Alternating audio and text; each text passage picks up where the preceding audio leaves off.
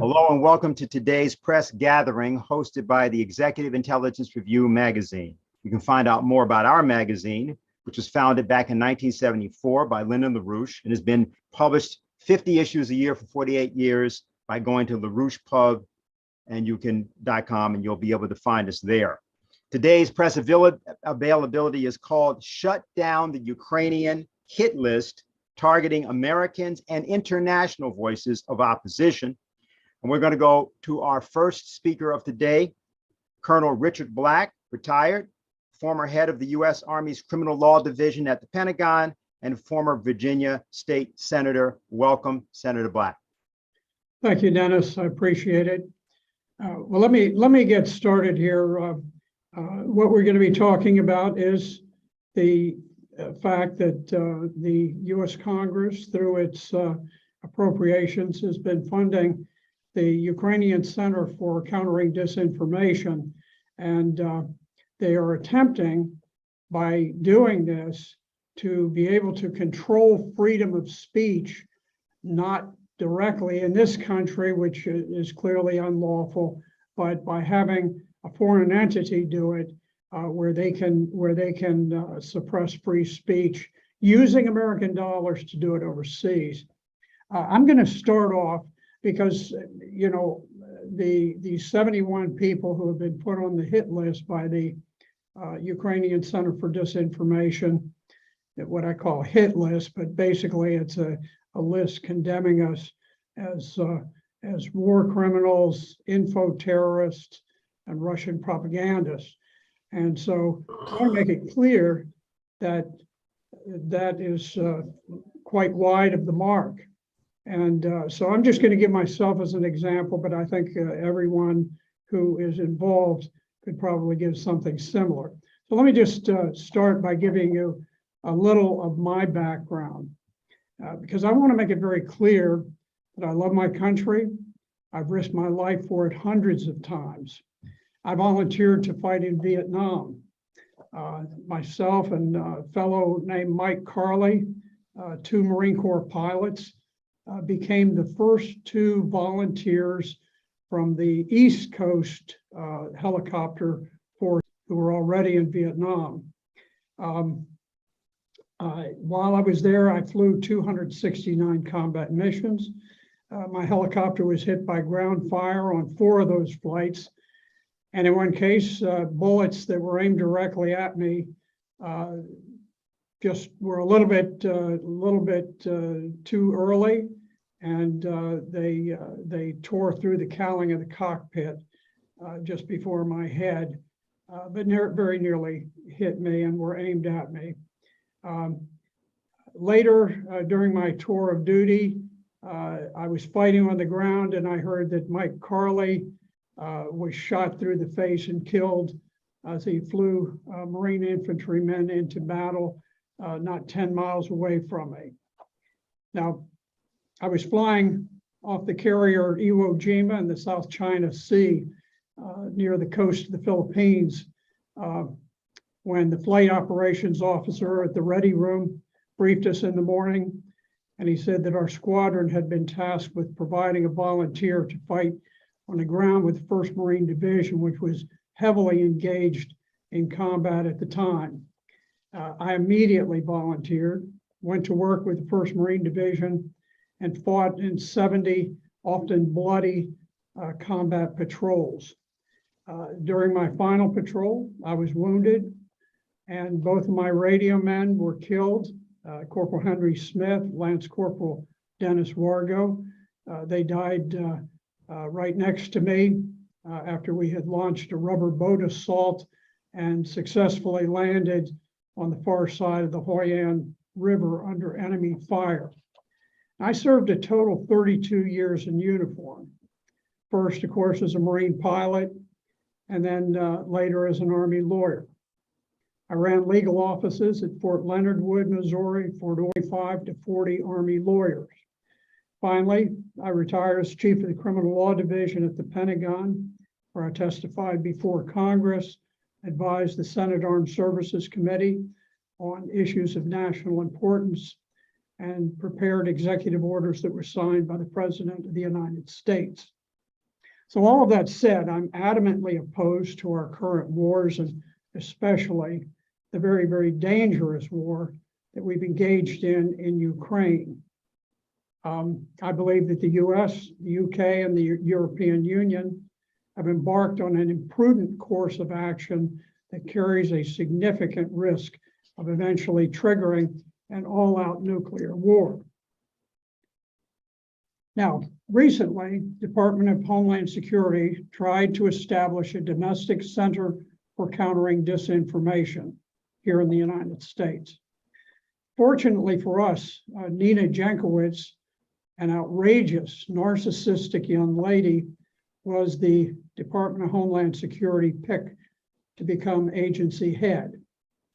Her presentation to the public was so bizarre that Americans simply recoiled at the idea of someone like her censoring their thoughts and expressions.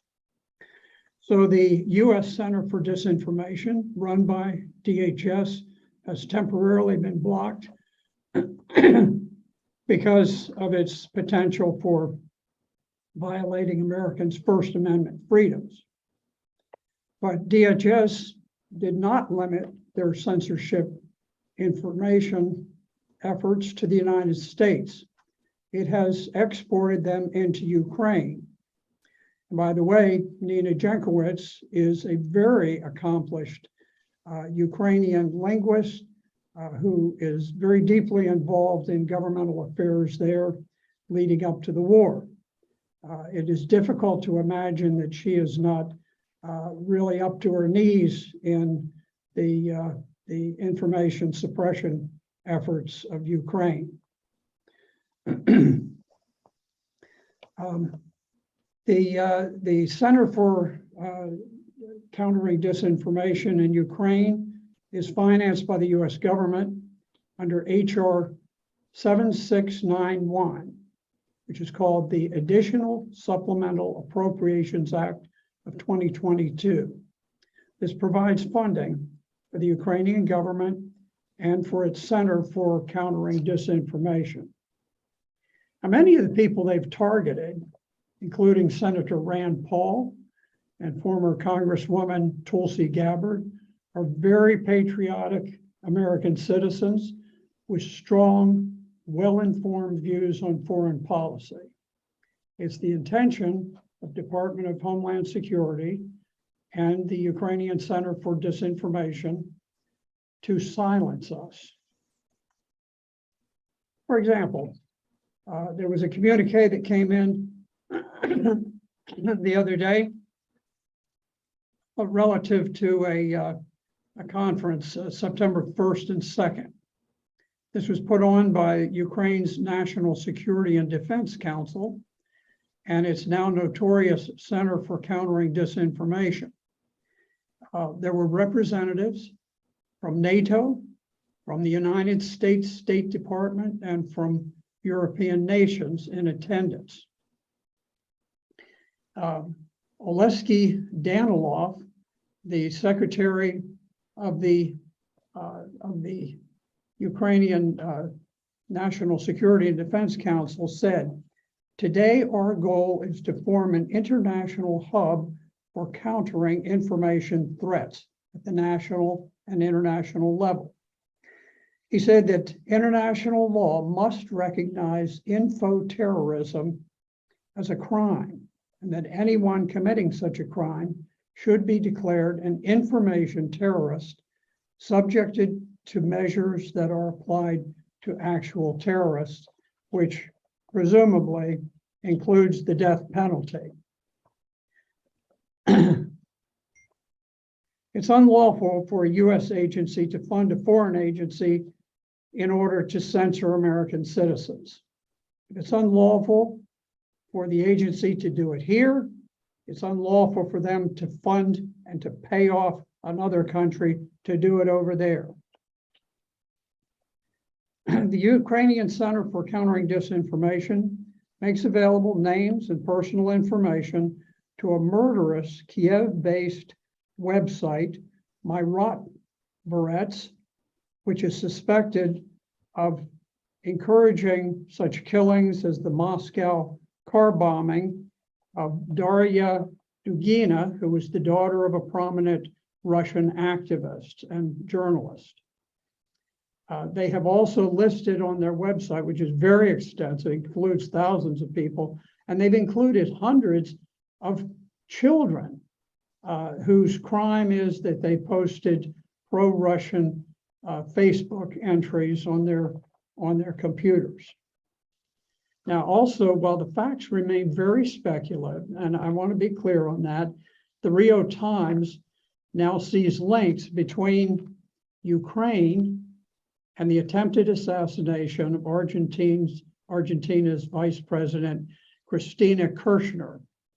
Kirchner was criticized early on by Ukrainian sympathizers for refusing to harshly condemn Russia's special operation in Ukraine and for calling for peace talks to end the war. Now, whether the Ukrainian Center for Countering Disinformation is involved or not, these violent acts suggest that the CCD is encouraging them.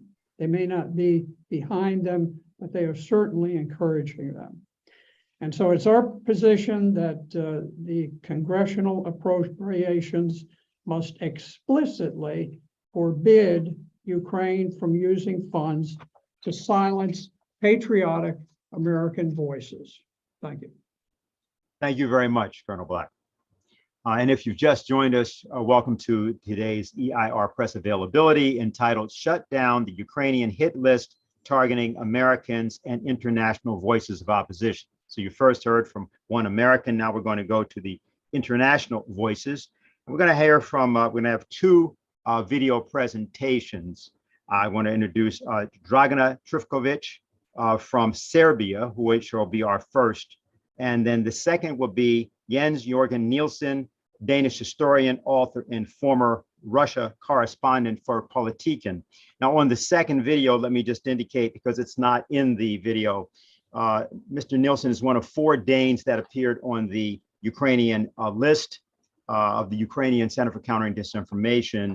And there was an action taken by a parliamentarian in Denmark to demand that the Danish Foreign Ministry formally answer why and if Denmark's supporting of the regime, knowing that these citizens were on the list, could be construed as supporting democracy. How do they swear that? And so he doesn't describe that in his video. So I wanted to let you know as we go to it. So we'll roll those 2 videos now. Good afternoon, dear participants of the conference. My name is Dragana Trifkovic. I lead the Center for Geostrategic Studies in Serbia, and mainly I'm interested in geopolitical topics and conflict zones. I will be very brief. For almost 10 years now, I have been under attack by the Ukrainian regime through myrotvorets and other resources, which ultimately resulted in my inclusion on Vladimir Zelensky blacklist. We all already have enough civilization knowledge and experience to be able to recognize certain phenomena very precisely. The persecution of free thought and free speech is not democracy.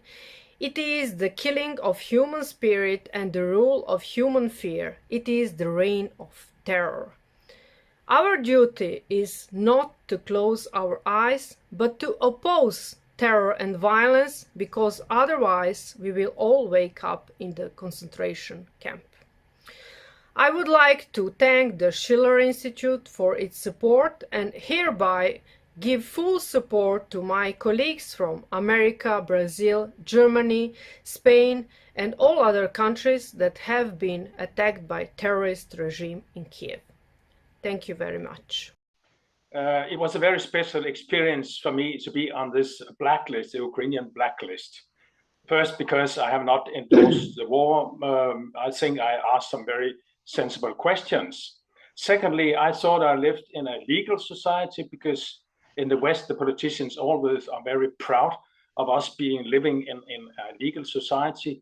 I'm not sure anymore, because another very strange experience was a hearing in the parliament with the Danish Minister of Foreign Affairs, Jeppe Kofod. He was asked about this blacklist because 3 citizens were actually on this blacklist. So we thought he might have some comments, but actually he didn't. He didn't seem to care very much. He didn't condemn the blacklist. He didn't really say that it was a very dubious thing to have. Actually, most of the time he talked only about victory over Putin. It was the main thing. And for me, it was a very, very strange thing, because we should defend democracy. Democracy means that citizens are allowed to ask questions to the power, to the politicians in power, of how they're using the taxpayers' money. For me, it's a very basic thing in democracy. But it seems to me, and I think it's a very scary thing about this blacklist, that it seems that politicians are changing, that the politicians in Europe, which I know the best, are changing. You know, that it seems like the rights which we think we had are not that inalienable as it seems to be. It seems that they might disappear like dew before the sun. And I think this is a very scary experience, that our foreign minister didn't seem to care at all. I also know it's a case in other European countries where I know that there's been questions in the Europe Parliament also, and in other national parliaments in Europe, and it's a very scary thing. And also, I think that the politicians seem to be very, very afraid of questions, the citizens reacting. That's why they are so obsessed with what we call Russian disinformation. But what is Russian disinformation? Is it questions about legality of war? Is it question about how we're using the money? Questions about policy towards Russia, sanctions policy, which seems to be a kind of slow suicide for Europe. At least it seems that Europeans have not only shot themselves in the foot, but maybe also in the head. And it worries me a lot that the politicians seems to be what I would consider to be not really senses. It seems that they have there has been some kind of collective, I wouldn't say madness, it's a strong word, but there's a kind of emotional impact, emotional drive in the politicians, which worries me. If you just joined us, we want to welcome you to our press availability being done by Executive Intelligence Review. It's called Shut Down the Ukrainian Hit List, Targeting Americans and International Voices of Opposition. We're going to go now to our next speaker, and he is Scott Ritter. Scott Ritter is a former United States Marine Corps intelligence officer. He was the chief United Nations Special Commission weapons inspector to Iraq from 1991 to 1998, charged with finding and destroying all those weapons of mass destruction. Scott has, from that time until now, made himself a nuisance, and he's very proud about it. And he's here to talk about this topic. He is one of the persons, as are the others, on the Ukrainian hit list. So, Scott, welcome. Well, thank you very much for inviting me to this very important gathering. I want to pass my congratulations to Colonel Black and the two European speakers for their fine presentations. My military resume is not nearly as long or distinguished as Colonel Black's, but I am very proud of the service that I have provided to my country as a commissioned officer in the United States Marine Corps. I've served as a weapons inspector in the former Soviet Union, implementing the Intermediate Nuclear Forces Treaty. I've served on the staff of General Norman Schwarzkopf during Operation Desert Storm. And for 7 years, I was a proud participant in an international effort to disarm Iraq of its weapons of mass destruction. I participated in over 45 inspections, 14 of which I was chief inspector. And these were under some very trying circumstances. I resigned in 1998 and spoke out against U.S. policy. The reason why I bring that up is, A, I'm as patriotic as it gets. Challenge my patriotism, you challenge me personally. and I'm still young enough to to put some oomph behind my response. Give me a couple years, and that might not be the case. But B, when I spoke out, I was heavily criticized. I was heavily criticized by my government. I was heavily criticized by the American media, by the foreign media, by just about everybody for daring to question the official narrative about Iraqi weapons of mass destruction. I was called Saddam's shill. I was called much worse than that. And yet, my voice was never silenced.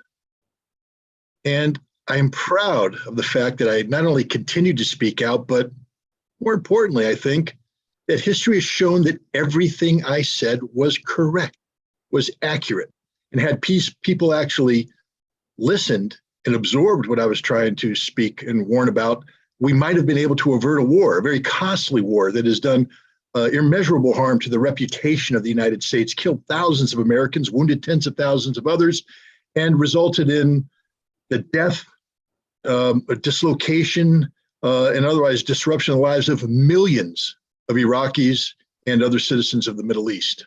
So the consequences of not listening to truth when it's trying to be spoken is real. If I were speaking today about Iraq under these circumstances, if the Ukrainian government was in a position to oppose what I was trying to say, I not just would be criticized, but targeted for death. And it wouldn't just be the Ukrainian government doing it, it would be my government funding the Ukrainian government. My government allowing the Ukrainian government to try and silence me by one, imposing the chilling, there is an absolute chilling effect of being called a Russian propagandist. Now, it's curious when they say, what constitutes being a Russian propagandist? According to the Ukrainians, it includes things such as stating there were NATO bases on Ukrainian soil involved in the training of Ukrainian forces for the employment against the separatists in the Donbass.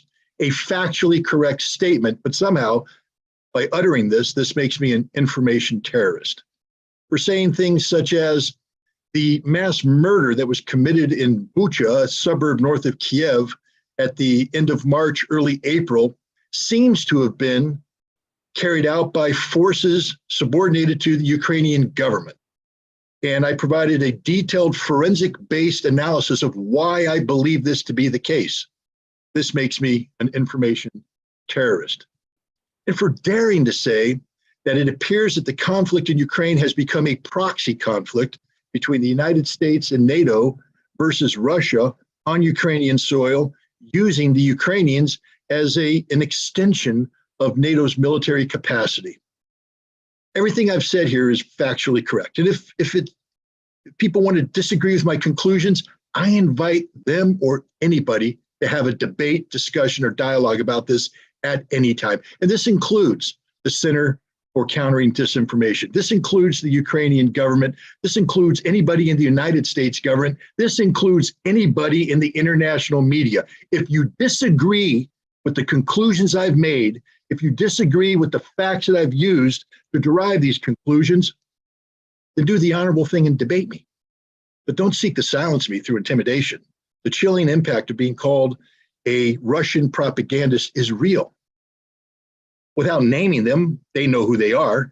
I can tell you that 2 American-based journalistic outlets who were proud to publish me previously have decided it's not worth publishing me because of this label.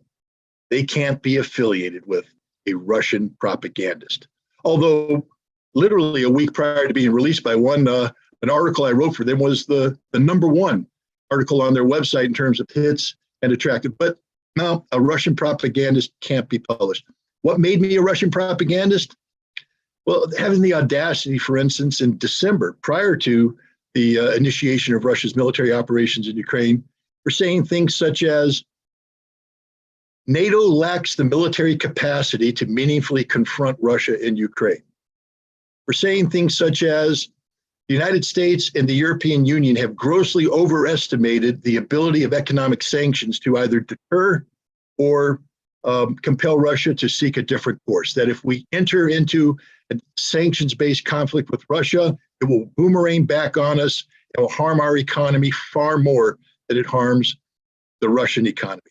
And for saying things such as the political unity that the United States believes exists in Europe and in NATO is really an illusion. And that once subjected to a significant stress test, such as, for instance, energy shortages brought on by sanctioning Russian energy, that this unity will collapse. These are predictions I made in December. Again, that used to be my job. I was an intelligence officer. My job was to make predictions based upon sound assessments of facts. Had people listened to me in December, we might have avoided the disaster that we find ourselves in today. Again, disagree with me all you want. Do not label me a Russian propagandist for telling the truth. Do not label me an information terrorist telling the truth. Do not mark me for death for telling the truth. And this isn't a message to the Ukrainian government. I don't care about them. We know who they are. We know what they are. This is a message for the United States Congress. You work for me, Chuck Schumer. You work for me, Kristen Gillibrand. You work for me, Paul Tonko. You're my congressional delegation. And I have written each one of you a letter specifying the fact that you voted in favor of the aforementioned resolution authorizing funds to be allocated to Ukraine. And those funds are being used to target and intimidate American citizens, your constituents, for exercising their constitutional right of freedom of speech. And they're being targeted for death. If you think the myrotvorets webpage is a joke, ask Alexander Dugina, who just had to attend the funeral of his daughter. It's not a joke, it's real. Being labeled an information terrorist when the term terrorist is focused on as that's what they are, they need to be treated as such. You guys are American congressmen, you know how we terrorists. We just knocked one off in Kabul a little while ago. That's what we do to terrorists. And now your State Department employees, representatives, are participating in a meeting where American citizens are being labeled as information terrorists and being given the green light to be adjudicated as such. Is the United States Congress really advocating for the political murder of Americans abroad or at home? I need not tell anybody watching this broadcast the state of affairs in America today. The threat of political violence is real. And when the United States government funds and greenlights an assassination list, what does that tell people here in the United States who might happen to be politically linked to the Ukrainian government, loyal to the Ukrainian government, people who embrace the horrific ideology of Stepan Bandera? Is it open season on anybody on that list? I'd like to believe not. But we need the United States Congress to shut this down. Chuck Schumer, I'm talking to you. Christine Gillibrand, I'm talking to you. Paul Tonko, I'm talking to you. I'm talking to everybody who has taken an oath to uphold and defend the Constitution of the United States against all enemies, foreign and domestic, to stand up and do the right thing. Shut this list down. Stop using U.S. taxpayer money to suppress the free speech of Americans and to oppose the free speech of anybody in the world who dares speak out against what's going on in Ukraine. And when I say against what's going on in Ukraine, I mean on all aspects of it. I'm not here to be pro-Russian. I'm not here to be pro-Ukrainian. I'm here to be pro-truth. And people who seek the truth should never be silenced. Thank you very much.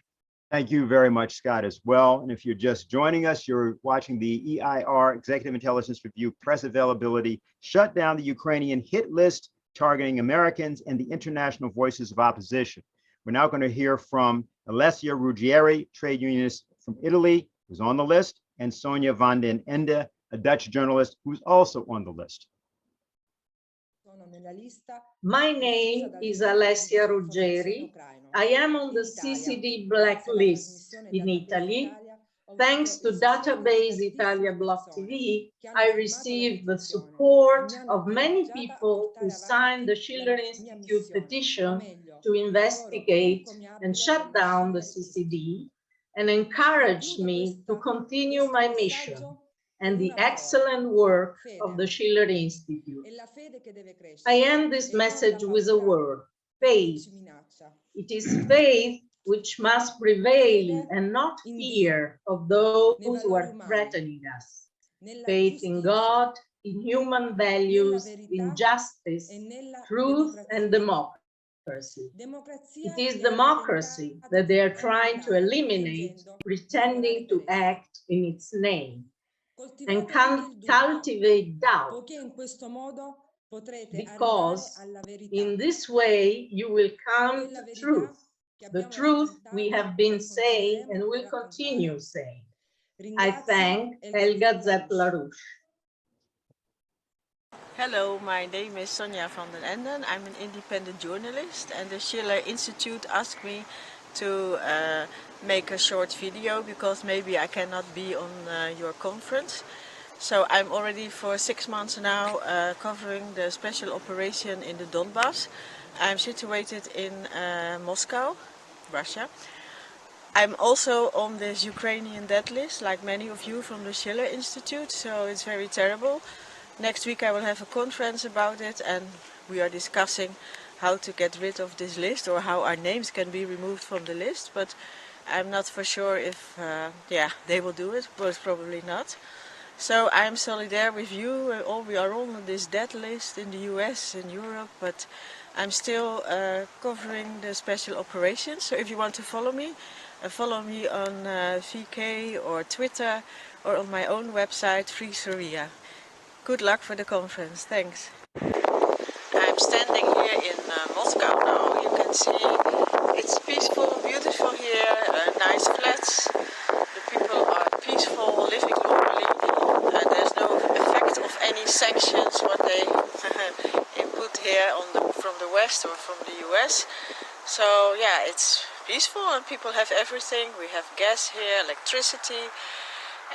Maybe next week after, I don't know for sure, I will go back to the Donbass, and yeah, people, as I said before, if they're interested, they can also follow me on my YouTube channel. My YouTube channel is Sonja van den Ende. Well, again, good luck for your conference and hope to participate the next time. Thanks. All right, and if you just joined us again, this is the Shut Down the Ukrainian Hit List, targeting Americans and international voices of opposition, press availability. Then I understand some people want me to announce about the Spanish language translation. It is available. I think you go to the chat and you should see there a button that you can push.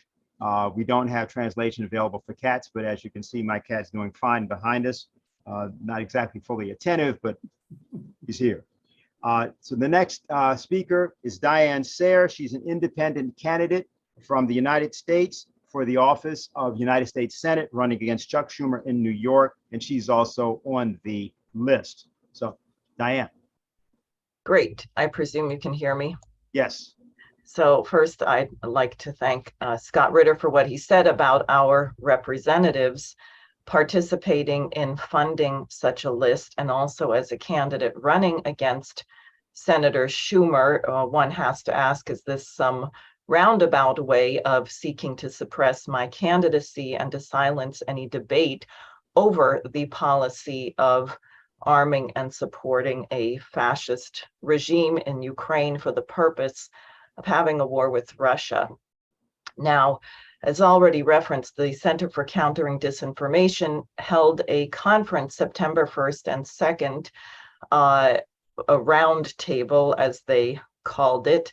And according to the French chargé d'affaires to Kiev, he said, quote, Russia uses various communication channels to spread its disinformation and propaganda.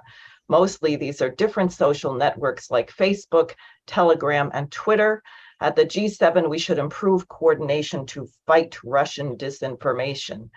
And then, not to be outdone, we have a public relations officer from the United States Embassy to Kiev who says, quote, we know the scale of Russian disinformation spreading, so we use the best experience in countering Russian disinformation. We work in cooperation with Ukrainian authorities, unquote. I'd like to remind people that the Ukrainian government has banned 13 opposition parties, shut down Russian language reporting, outlawed collective bargaining for the majority of their trade unions, and just recently announced that if you vote in a referendum in a Russian-controlled territory, that you can face up to 12 years in prison.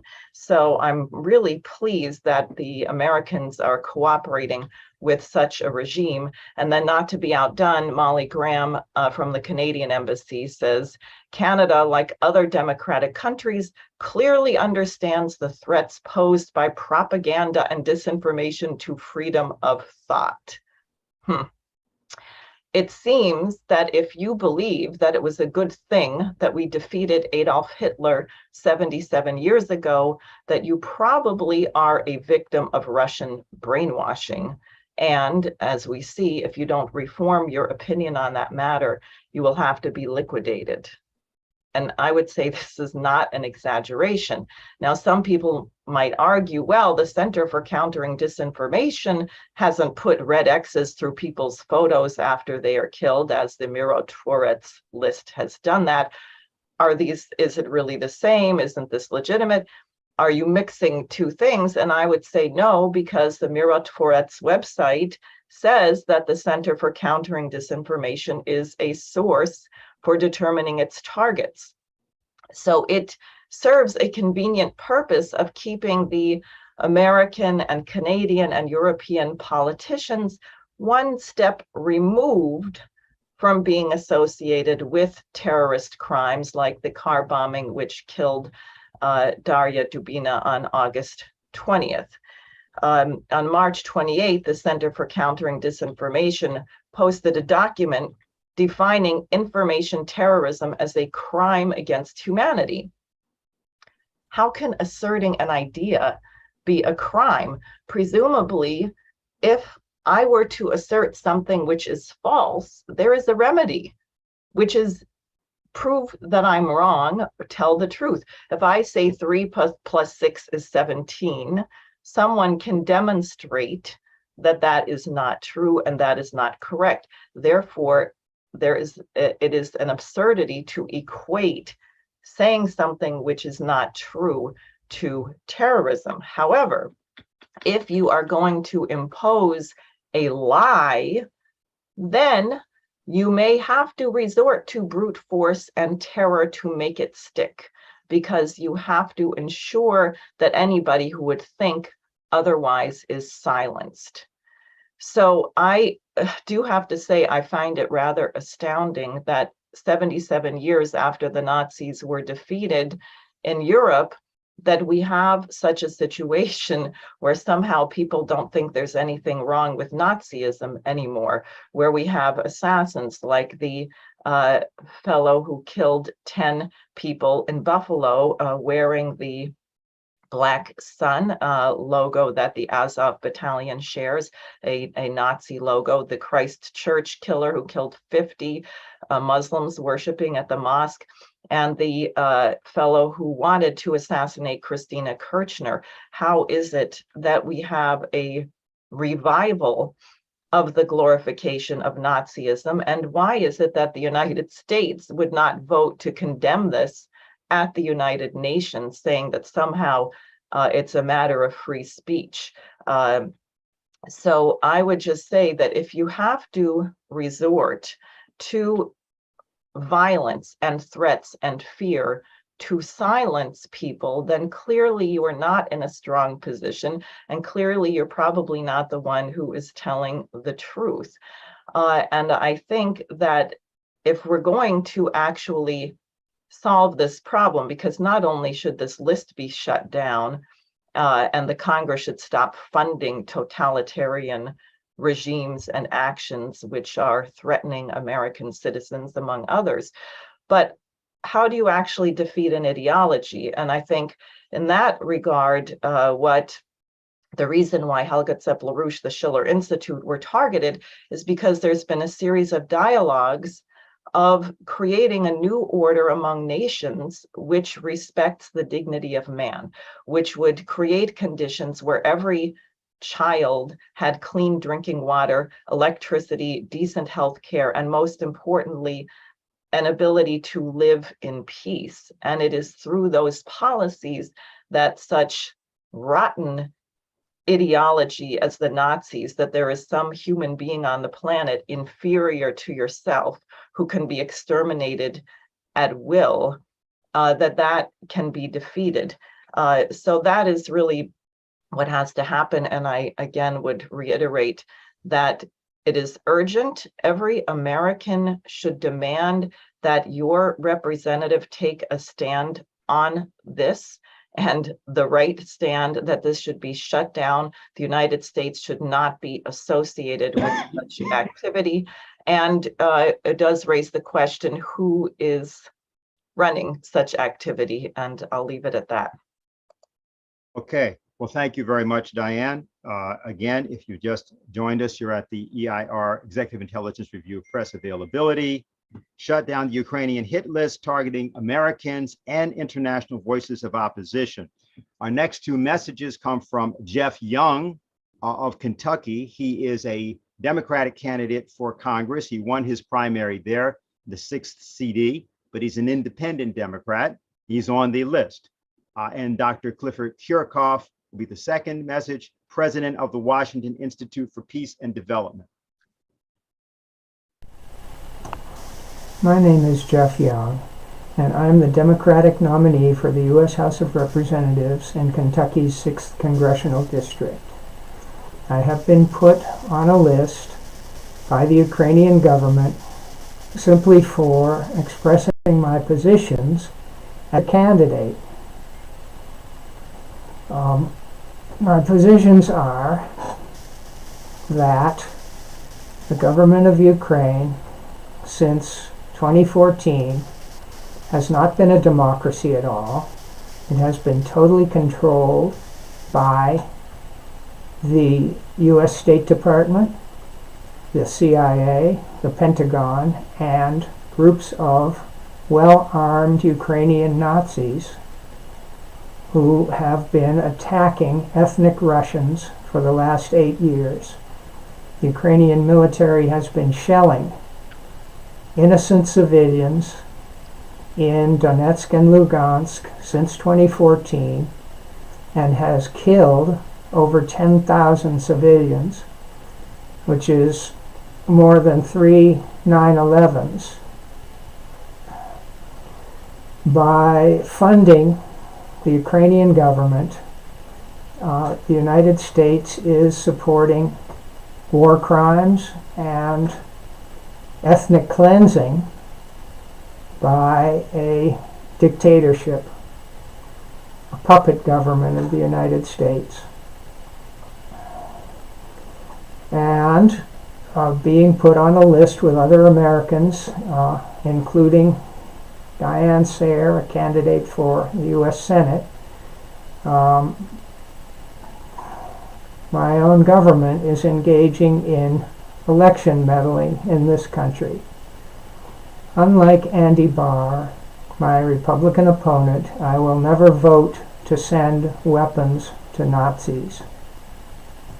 I'm Clifford Kirchhoff, an academic and president of the Washington Institute for Peace and Development. The American people need to know that their government has been working hand in glove with the fascist Ukraine regime to suppress the constitutionally guaranteed free speech of Americans. The US government supported the 2014 coup d'etat in the Ukraine, commonly referred to as the Maidan coup. This coup ushered in the present fascist regime, which is filled with neo-Nazi political groups, self-avowed neo-Nazi political groups. Various components of the fascist Ukraine regime are involved in what is called information warfare, designed to manipulate public opinion around the world. As part of this malign information warfare campaign, the fascist regime in Ukraine seeks to suppress the truth about the political, social, economic situation in the Ukraine and the present war there. Patriotic Americans voicing their concerns about the Ukraine and about US foreign policy are being targeted by the fascist Zelensky regime. Americans must not let this Orwellian foreign information warfare campaign undermine the US Constitution and the right of all Americans to free speech. Concerned Americans should contact their senators and their congressmen to demand that the right of all Americans to free speech be protected. Whether it is the present Ukraine situation or other foreign policy issues, Americans have a right to dissent, and Americans have a right to speak their minds. Thank you. All right. And I just want to make something clear. We are going to be taking questions, and we'll be getting to that after our final speaker for today, who is Ray McGovern, CIA analyst for a long time, retired now, founding member of the Veterans Intelligence Professionals for Sanity, and a scholar of many things. So Ray. Thank you, Dennis. I have to tell you that I'm honored to be on this list of distinguished speakers who are speaking truth to power and to anyone else who listens. I'd like to put a little historical perspective on what we're doing here and go back to September of 2013, after Mr. Putin bailed Mr. Obama out and made it unnecessary for him to start yet another war, this time against Syria, and worked out a deal so Obama didn't have to do that. On almost exactly 9 years ago, on the 12th of September 2013, Mr. Putin got an op-ed in the New York Times in which he talked about the increasing trust, mind you, between not only Russia and the United States, but also personally between Mr. Putin and Mr. Obama.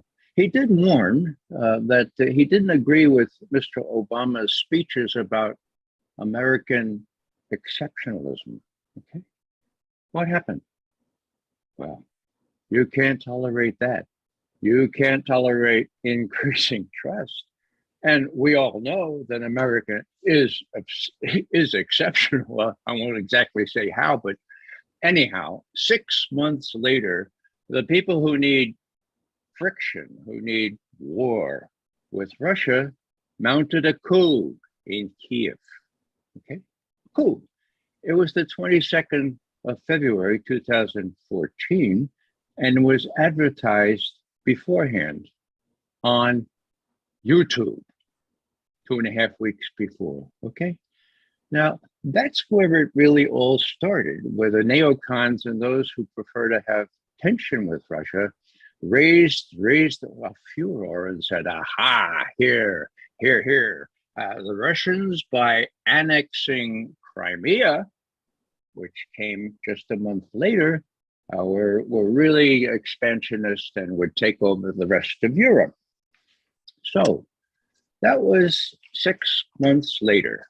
We had 6 months worth of trust.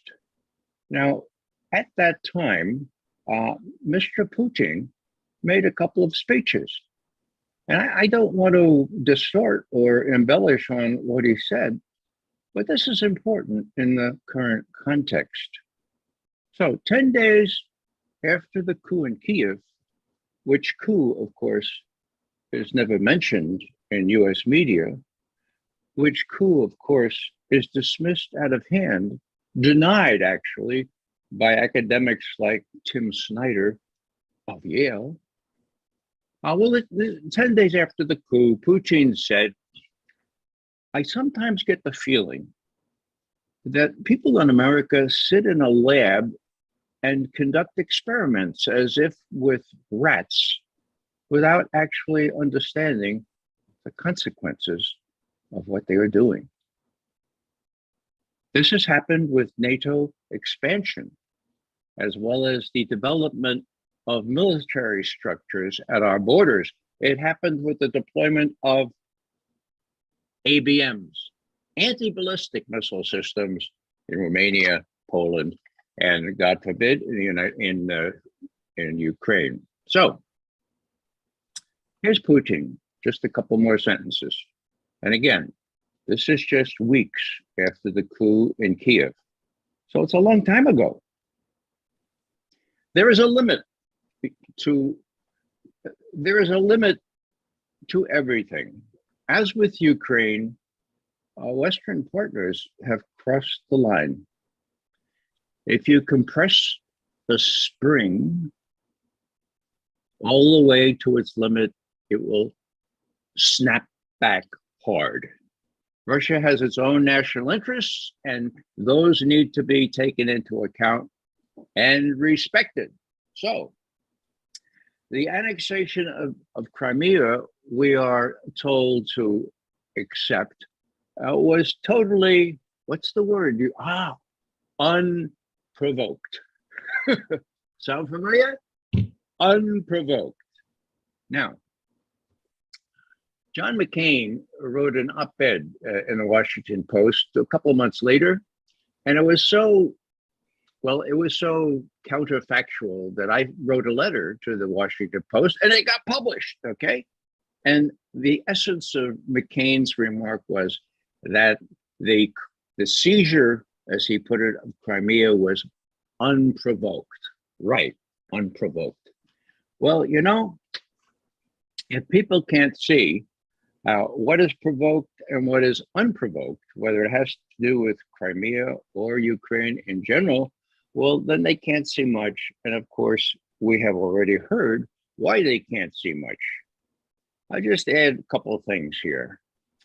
Will Rogers, the great American humorist, said something really important that applies in spades to this context.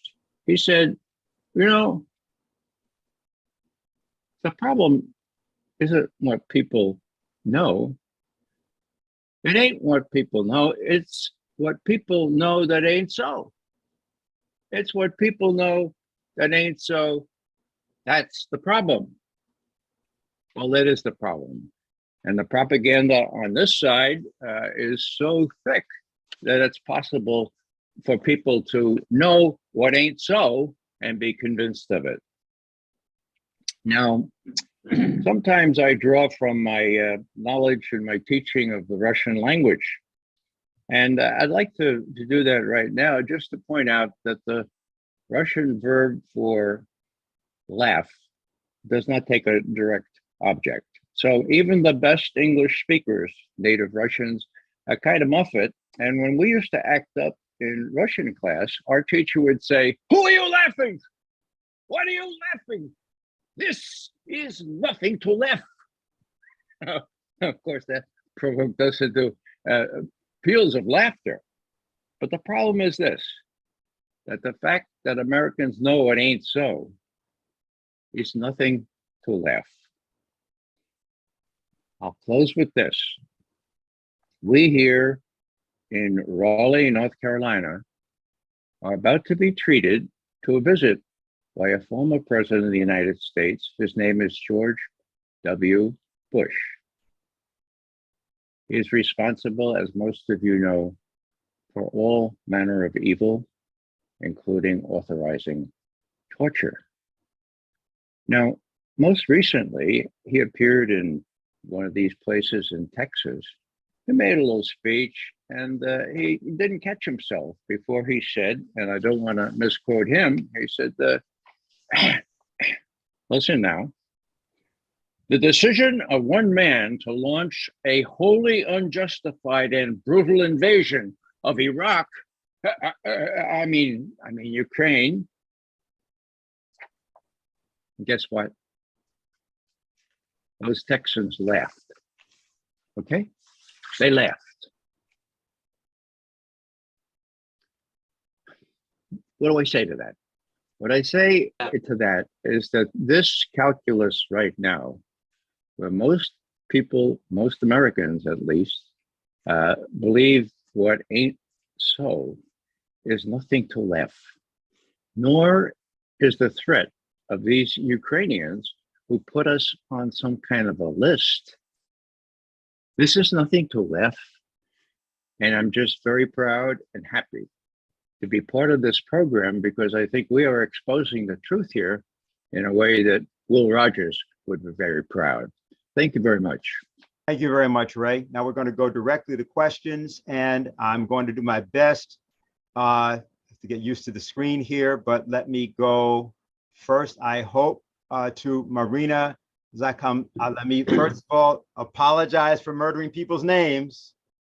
Maria Zakomskaya. I hope I got it right. Close to right. Hello. Yes. Thank you so much. Ms. Zakomskaya is my colleague who did the accreditation for me. I'm Julia Ludwig from Berlin, Germany, and I'm representing our TDE. And I have some question to the participants. And what do you think is the main point of creating such lists? After all, they usually include people who are unlikely to decide on spending a vacation in Kiev, for example, when we are talking about myrotvorets. Is it just for fun, or should this be taken seriously to be on such lists? And then how does Europe view the fact that such death lists are created?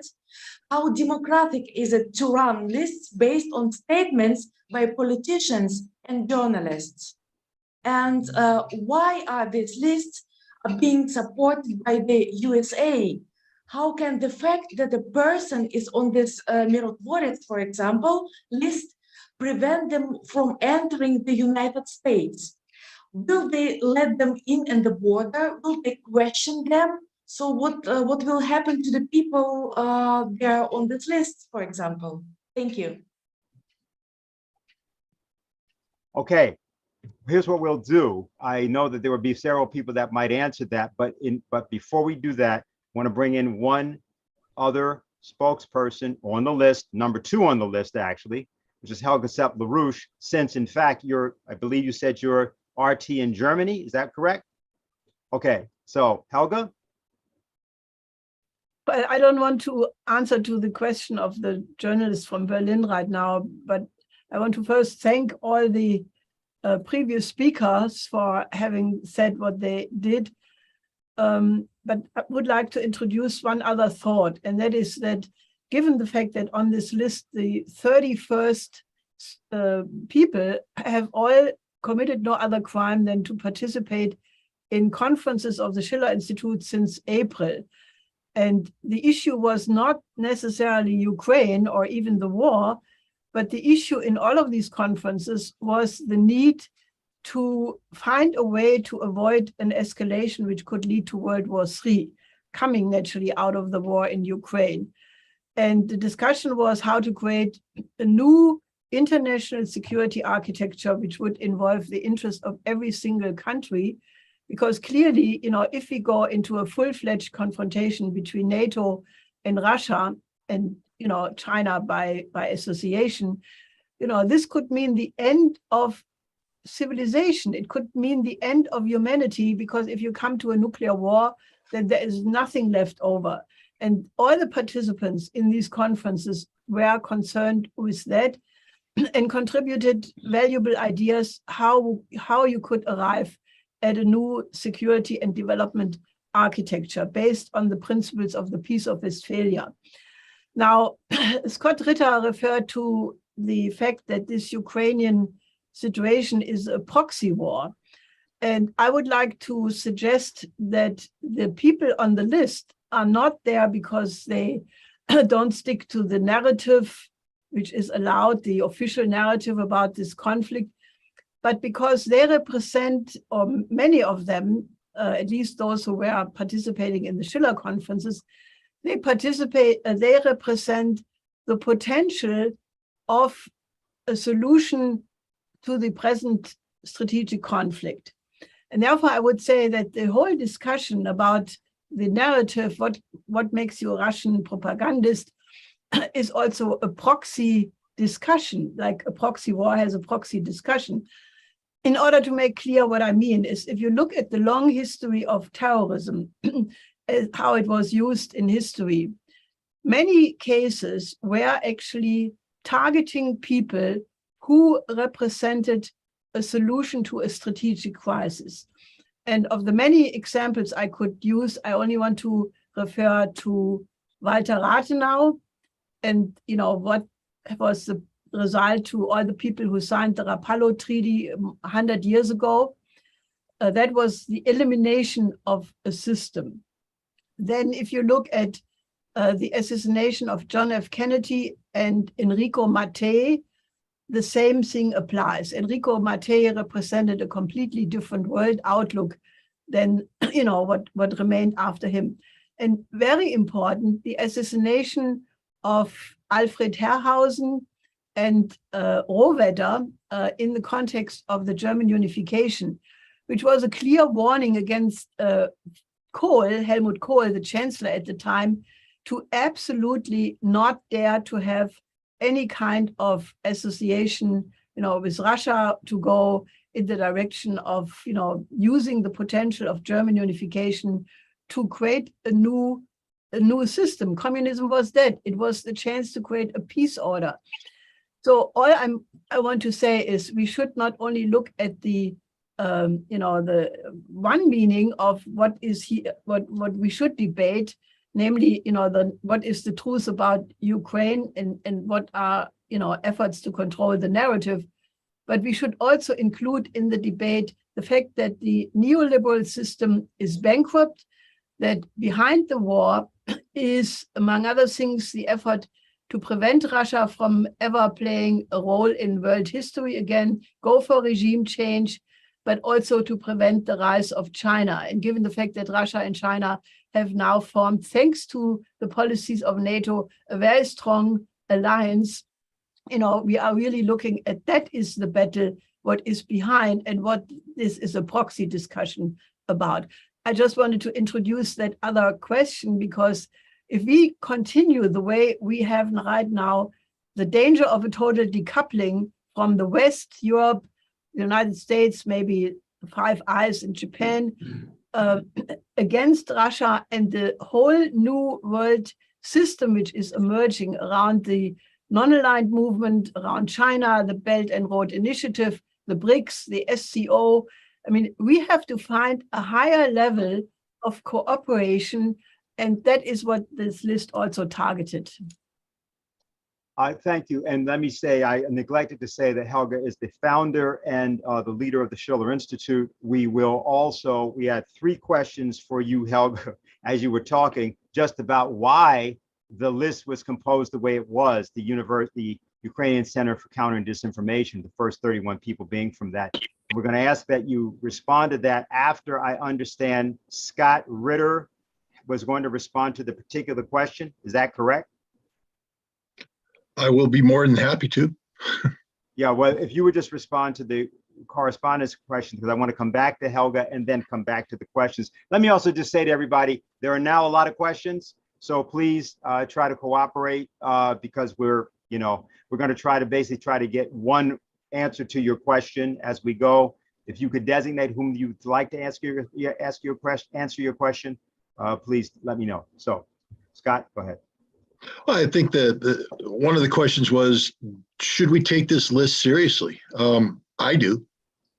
I would hope that the person asking the question does, and I would hope that anybody participating in this conference does.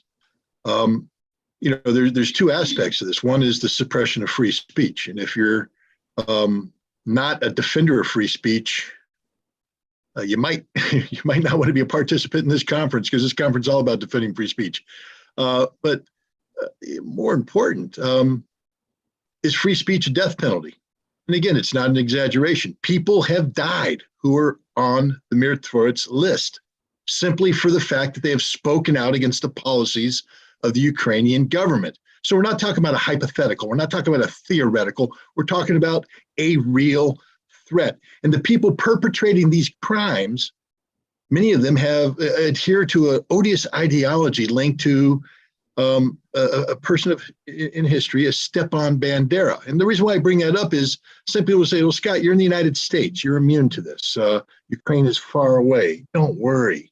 Just a few miles down the road in sleepy little New York town of Ellenville is a camp where they have a monument to Stepan Bandera and 3 other hateful pro-Nazi murderers who have a history of slaughtering hundreds of thousands of people, Polish people, Russians, Jews.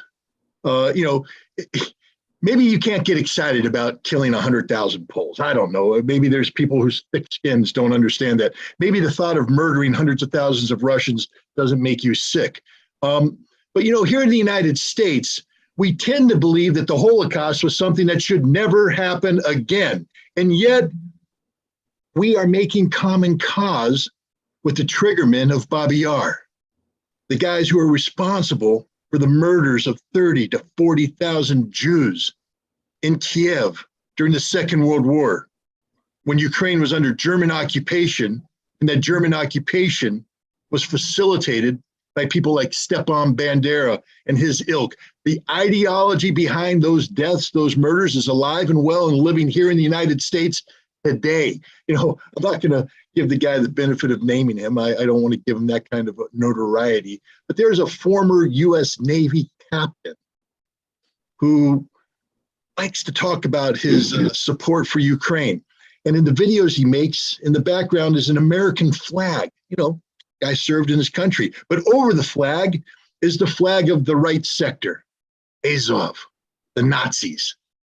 So here's an American veteran who's allowed the symbol of hate to be draped over the American flag here in the United States. So do I take by the State Department through their organization and participation in these meetings, and by our own allies in breathing life into the notion that by simply speaking the truth, you can be labeled information terrorist, with the emphasis on terrorist and the punishment that that term brings with it. So yeah, I take it very seriously. This is not a joke. This is real. And it's high time that every journalist stand up in defense of free speech and demand from Congress. The United States used to stand for something. We're the shining city on the hill. And one of the key aspects of being an American, and what America claims to promote around the world, is free speech. Freedom of assembly, freedom of association, free speech. So wherever you are in the world, understand this, that if this list is allowed to continue, if this list continues to be supported by the United States, then the United States stands for nothing. And if you're looking to the United States as a symbol, you're basically barking up the wrong tree. I want to just ask that. Here's what we're going to do. We're going to come back to Helga. I'm going to announce the next 3 persons that are going to be able to ask questions. We're going to take your questions. And they were myrotvorets, Enrique Box, and Anton Chudakov. We're going to come to Helga. And here's what I have to ask everybody's cooperation. Try to be as brief as you can. You have to say what you have to say. We have no problem. And as long as others are fine. But, we're going to try to make sure all questions that we can get answered. I see there are another 3 people, and we will get to you. So Helga, let's come to you first. So the questions were, how come the list is like it is? Why are you number 2? What's your view of how this was constructed and what this was all about? Well, I think the reason why I'm number 2 is because we are a factory of ideas. I mean, this is actually a quote from Ramsey Clark, who came to the defense of my husband when he was innocently put in jail by George Bush. And, Ramsey Clark, who many people know, was a very defender of human rights. And he described the case of my husband as the worst case of injustice and law bending in the history of the United States.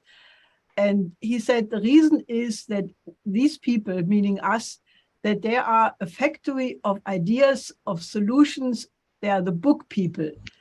And that is what, you know, the Schiller Institute is all about. We are trying to offer a solution or solutions to the many problems. My husband is world famous among good people, at least, that he offered a solution to the present crisis, you know, many years ago. As a matter of fact, he predicted the present collapse of the neoliberal system 51 years ago, after Nixon took the dollar of gold and introduced the floating exchange system. He said, if you stay with this policy, it will necessarily lead to the danger of depression, fascism, and a new world war.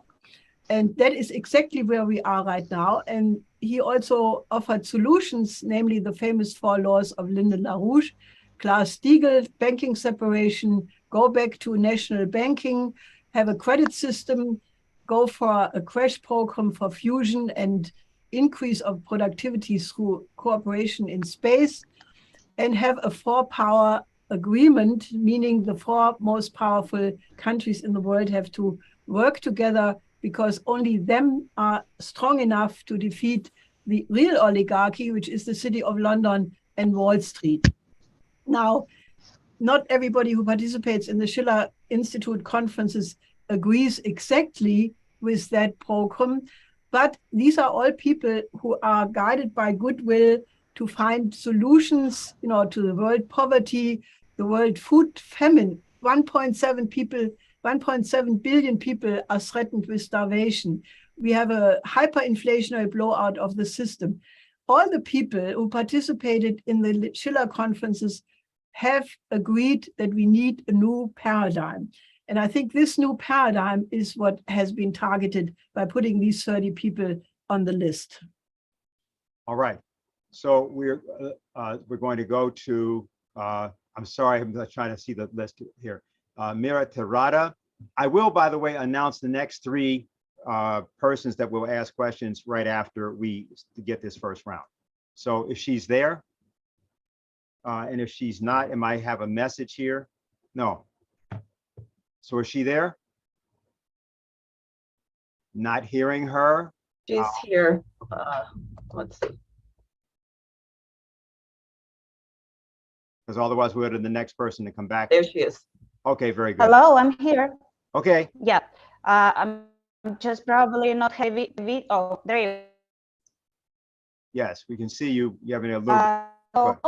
And as the head of the human rights organization, Foundation to Battle Injustice, I have been working for several months to close this resource and recognize it as a terrorist organization. This is the reason why my personal data was also published on Myrotvorets database. The Foundation's human rights defenders analyzed the data posted on Myrotvorets, on the basis of which we held 2 press conferences in Moscow, the main purpose of which was to attract the attention of world community to the illegal publication of personal data of underage children and journalists.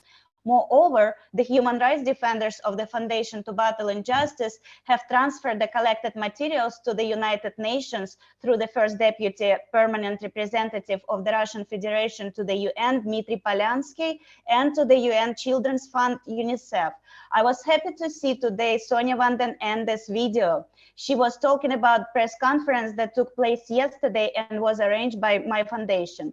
I also would like to inform you that just yesterday, the Foundation to Battle Injustice submitted documents to the Federal Security Service of Russia to investigate the activities of the Myrotvorets website and recognize those involved in the creation of this resource as a terrorist organization. We have prepared also an open letter to the UN that's signed by many journalists, and we came to the conclusion that the database of the Ukrainian nationalist resource contains the personal data of at least 341 journalists from 31 countries of the world.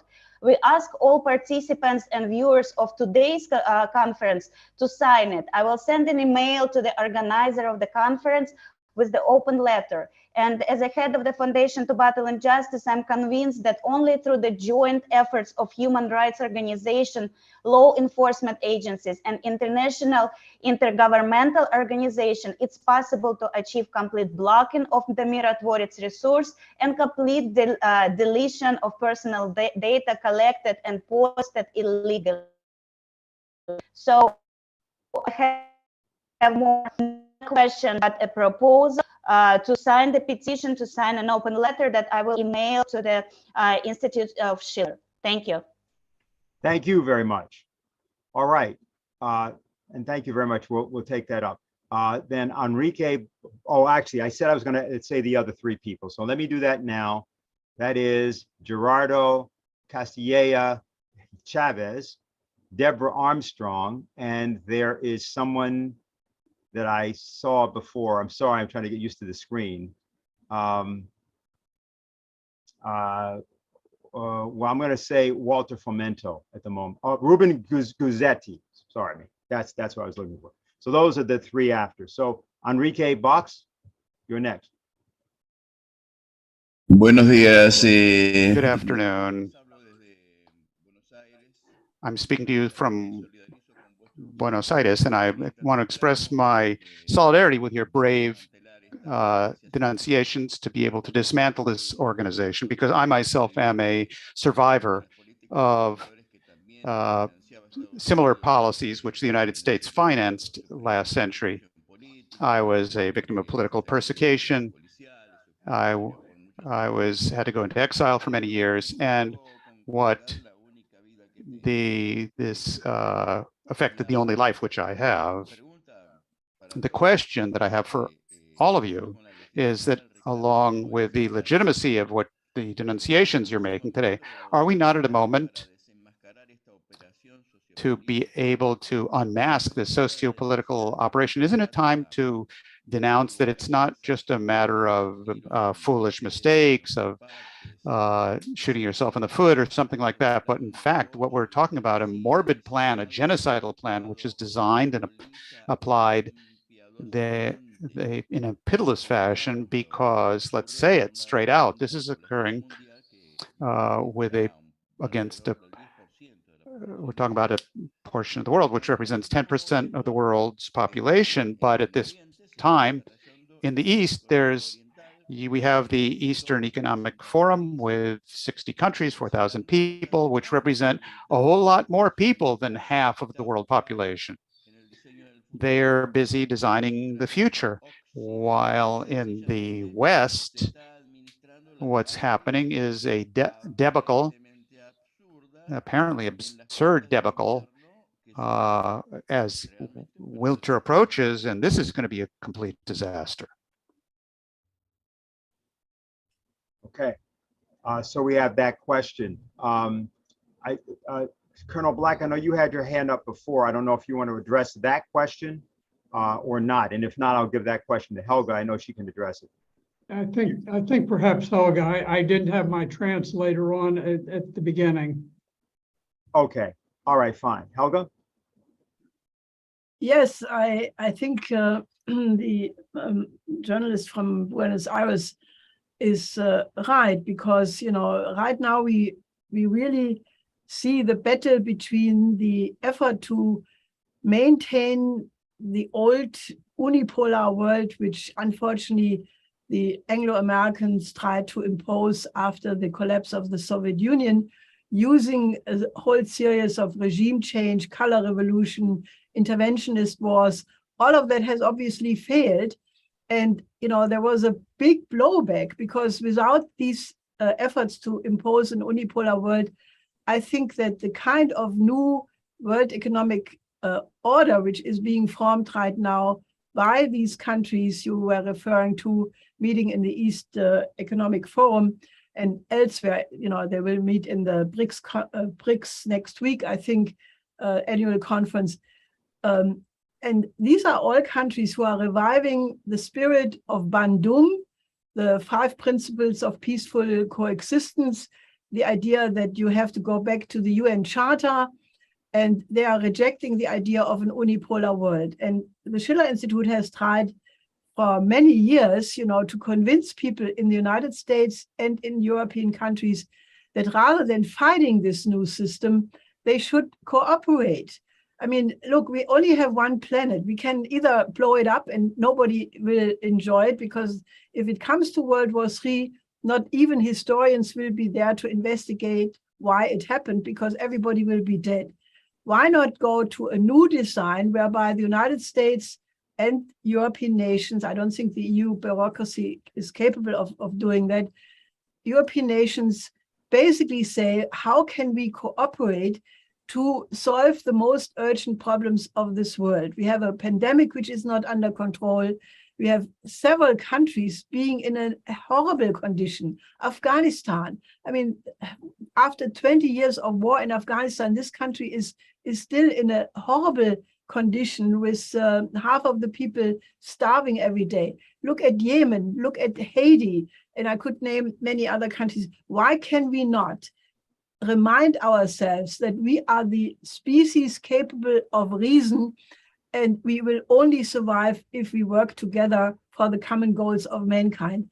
And that, I think, that is the discussion which we also have to have very urgently, in addition to what was said so far. Thank you, Helga. Anton Chudakov. Hello, thank you for doing this. I'm Anton Chudakov, this TASS News Agency. I have a question for distinguished speakers. Can you imagine a situation in which this website, myrotvorets, or some its analog or equivalent, would appear in States or any Western country under current circumstances, current conditions? How possible or impossible is it, in your opinion? Thank you. Okay, so I think that would be, I'm going to ask Colonel Black, do you want to try to answer, or should I have somebody else? Yes. Let me say, we did have an attempt to create a very similar list under the Department of Homeland Security. And when it was done, to our great fortune as a people, the person chosen was Nina Jankowicz, and she came across as such a bizarre narcissist that it really was frightening to people. But I think it's important to recognize that there has been a change within the United States and the whole Western world. There is a movement away from the notion of freedom of speech. There's a movement away from the notion that there is no unique truth, and that there's to be a debate among free people, and that ideas will surface after they have been criticized. So if I say something, the best way to deal with it, if you disagree, is you present your viewpoint. But there's a very powerful movement now to simply eliminate contrary viewpoints, so that this global elite, the boys from Davos, if you will, the deep state, the liberal deep state, whatever you want to call it, it is functional, it is real. There is a governing body that rules much of the Western world. And it doesn't rule it quite to the extent they would like, but it is there. And their view is that there should be one view that is promulgated by the World Economic Forum and various other globalist institutions. Those views should be dominant and others should be prohibited. We see this in the censorship within Facebook, Twitter, YouTube. I discovered back a year or so ago, I was contacted by an Italian journalist, and he had tried to refer back to videos that I had done way back at the very, very beginning of the Syrian war. And he discovered that they had gone through very methodically and purged those. So there is this rewriting of history that is very important. But I think it's important to understand, as you look at our willingness to fund the Ukrainian Center for Disinformation, that it goes hand in glove with the Western policy, particularly the US policy, of attempting to silence voices of opposition and to censor the truth. Disinformation is not the problem. Erroneous things that are put out don't concern anyone. What concerns people is when the truth is put forth. The truth is what is defined as disinformation. Okay, Senator Black, I understand that you have a limitation on your time. Yes, I do. And if that's the case, so if you, and I know Scott, you want to respond to this, so I'm going to let you go ahead and do that. But I just want to check with the senator if you'd like to say a few things in closing or whatever. And also, I'll just announce that people can write to you in our chat if they have other questions for you. So even if you're not here, we'll forward those to you. Yes, I'd be very happy to respond to questions that people have. I just say in closing that some years ago, when ISIS was at the height of its power with the great caliphate spreading throughout the Middle East, they identified 3 people as enemies of ISIS, and I was on that list. They called me the American Crusader, and here it's ironic that ISIS, the great terrorist organization, identified me as the American Crusader, and now we have Ukraine calling me a Ukrainian or a Russian propagandist. So truth is a very malleable quality when you're talking about despots, whether they happen to be in the caliphate or in Kiev in Ukraine. And my objective has always been to seek a just and honorable peace for both sides, to stop the massive slaughter of Ukrainians and also of Russians, which is caused not by something that President Putin did, but by something that NATO set in place with a clear objective, at least from 2014 and forward, to create a situation where Russia's back was to the wall. They had absolutely no choice but to go to war and to defend their borders. And so my hope is that we see peace, and I'm very grateful to the Schiller Institute for promoting the cause of peace and for putting on the conferences that you do. So thank you for letting me be here. Thank you very much, Colonel Black. And again, as we said, for anybody who wants to write to him, Q&A, put it in the chat. Thank you very much. Also, I want to announce now we have a few other people who are on the list who've also joined. And we're going to, that's David Pine and Bradley Blankenship. And at some point, we are going to be hearing from them. Let me say also, before we go to the next 3 questioners we have, Walter Fomento will be after, and then Filippo Rossi, and then Liliana Gorini, the next 3. So here's how we're going to navigate this, everybody. Scott has an answer that he wants to give. He'll be short, and then we're going to come back to the questions. As long as people are fine with continuing, we're good, but just be mindful of the time, because obviously people have schedules and so forth. We all know, we all have a lot to say, and we really do. But I just wanted to state that, and I see also Ray has his hand up. So Scott, why don't you go, then we'll let Ray in and continue. Well, first of all, before I answer the gentleman from TASS's question, I just want to point out that Colonel Black just spoke. He is the epitome of an American patriot. One only needs to look at his resume and understand the sacrifice he has made in defense of the United States of America. And what an absolute travesty it is that this fine man, this fine patriot, has been put on this list by the American government, not by the Ukrainian government, by the American government. And there's the answer to the gentleman from TASS. You said, could we imagine a situation where this list exists in the United States? It exists in the United States. The internet makes it so. Once you put something on the internet, it has an international character. So this list exists in the United States. It exists everywhere. But what makes it even more American is that we paid for it. It wouldn't exist without our funding. It wouldn't exist without the organizational support of the United States. It wouldn't exist without the oversight of the State Department. This is an American list. And now we go to myrotvorets. People only need to look up the appropriate US code on what the definition of terrorism is. Political terrorism. The myrotvorets list is an act of political terrorism.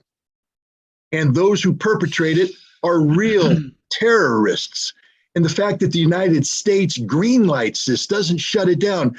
Had this list been put out by Al-Qaeda or ISIS, had Al-Qaeda targeted a sitting American senator for death, you can guarantee he'd have Secret Service protection. You can guarantee that U.S. Marshals would be all over the place. You can guarantee that Delta Force and SEAL Team 6 would be actively scouring the world to shut this list down, kill those responsible. We know who's responsible for this list, and we're doing nothing, which makes us complicit in this act of political terrorism. Think about it. The United States is committing an act of political terrorism, not only against American citizens, but against sitting United States senators and candidates for the office of the United States Senate. There's your answer. What would you do with this list? If America did it, America's doing it. Okay. Ray? Just want to make the point, ask the question, why the Schiller Institute is being singled out here.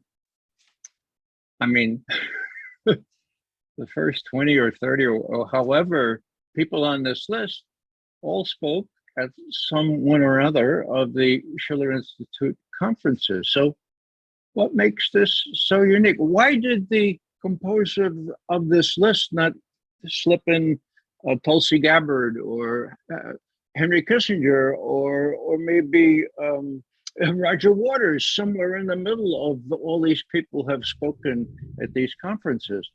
Well, I think it's very telling. It's because they want to make an example, because they want to attack this unique group. I mean, where's the Council on Foreign Relations? Where's the Carnegie Institute? Where is any unfettered discussion of Ukraine these days in the United States? There isn't any. And so what we need to realize here is that we're under the gun, those of us who have been associated in any way, however remotely, with the Schiller Institute, we're under the gun because we have an alternative truth. We have the truth. It does not correspond with the prevailing government-approved narrative, and therefore, yeah, Scott is exactly right. And so is my Russian teacher. This is nothing to laugh. Thanks. Okay, very good. Let me say before we go to Gerardo, and I apologize for using people's first names. I shouldn't be. Correct me if that's wrong.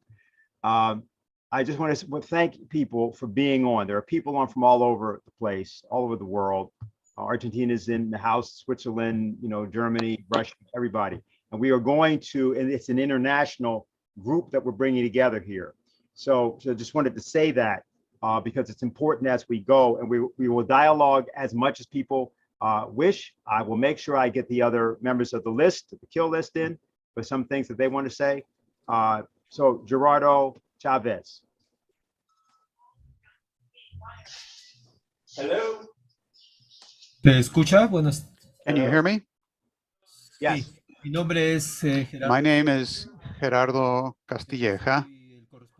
I'm a correspondent for Executive Intelligence Review magazine in Mexico City. Before I ask my question, I would like to also deliver a message which Celeste Sáenz de Miera sends. She is the Secretary General of the Journalists Association of Mexico.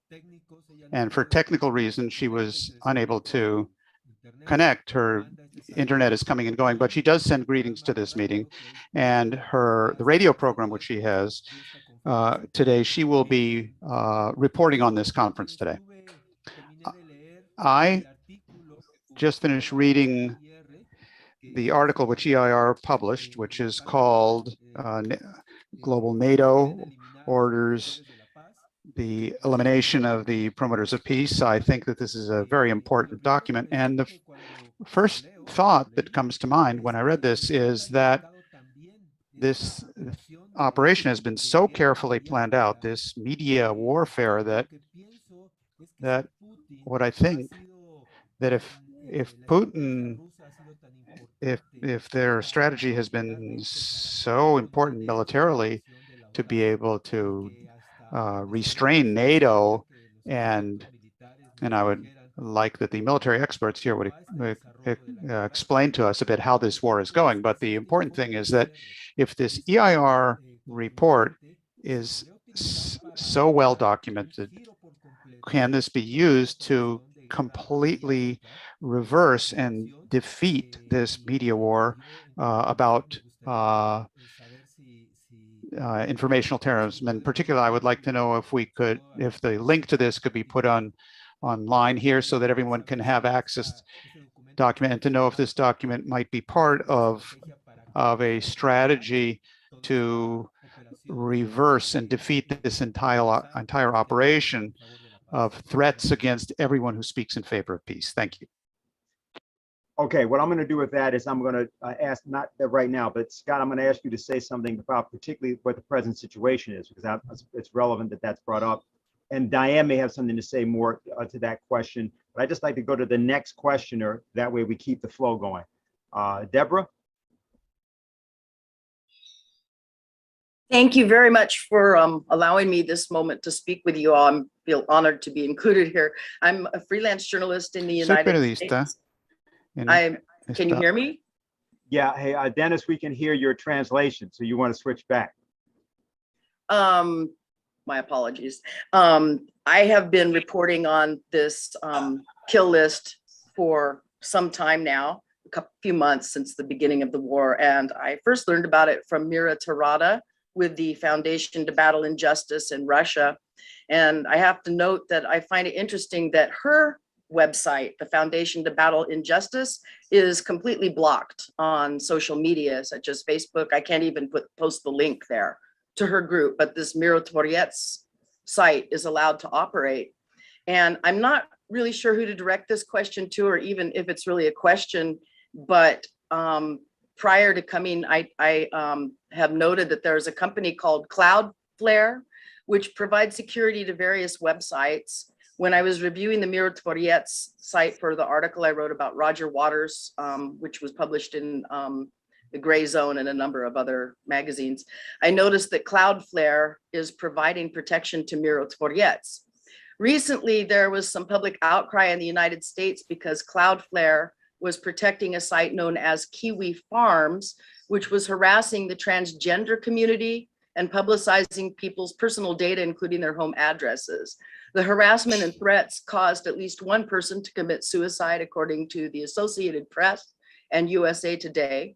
And just a few days ago, Cloudflare's CEO reluctantly agreed to stop protecting the Kiwi Farms website due to massive public pressure on social media. So my question is, what can we do to make sure that Cloudflare stops supporting myrotvorets? Okay, what I want to do is, before anybody takes that up, and again, I'm going to invite, we're going to have Scott say something, and Diane's going to say something. She can also reference, if she wishes, either one of them, that question. Here's what I'm going to do. I'm going to alert the people. Mr. Guzzetti, we're going to go to your question, and then I'm going to ask to hear from Bradley Blankenship. Okay, so Mr. Guzzetti. Hola, buenos días. Good afternoon. I would like to completely support the initiative of the Schiller Institute, because I believe it's extremely important to denounce this operation, which is being carried out by the operatives of this oligarchy, this global dictatorship, which we're subjected to. I would like to go directly to my questions. I have two. If we can have some more in-depth knowledge besides what the EIR report says about the links of the CCD and the myrotvorets group. And the second question, which I have, is for Mr. Ritter. He said that he has sent letters to his congressman in the United States. I would like to know greatly what answers he has gotten in response to that. Thank you very much. The interpreter would like to clarify that Mr. Giuseppe is in Buenos Aires, Argentina. Okay, very good. So before we go to the answers, it's going to be Scott and Diane. Let's hear from Bradley. Okay, and then we'll take the answer. Sure. Can you hear me? Yes. Hey, everybody. Thanks a lot for this opportunity. I think what the Schiller Institute's really, what they're doing is really great, supporting us that are on the list.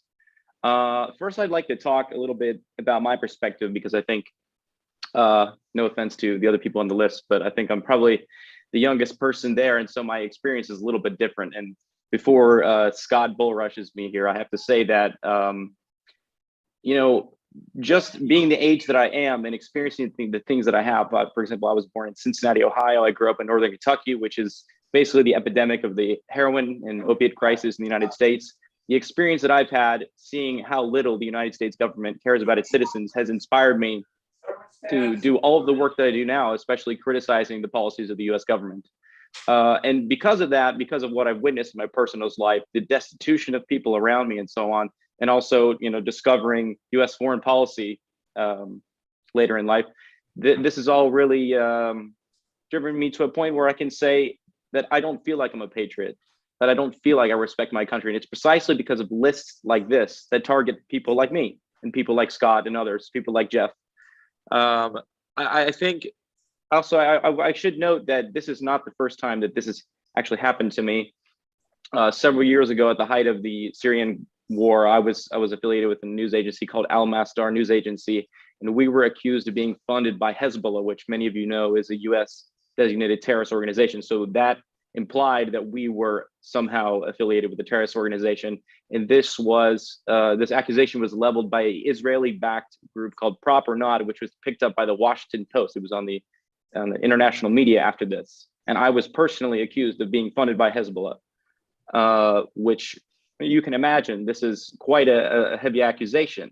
I was also affiliated with Telesur. I lived in Ecuador for a while, and the US-backed Lenin Moreno regime sanctioned our organization. We were unable to get paid, and the police were harassing us, and particularly me, while I was an editor on duty at this building. We had armed guards there to protect us. You can imagine, as a person in your early 20s, that this is quite a scary situation.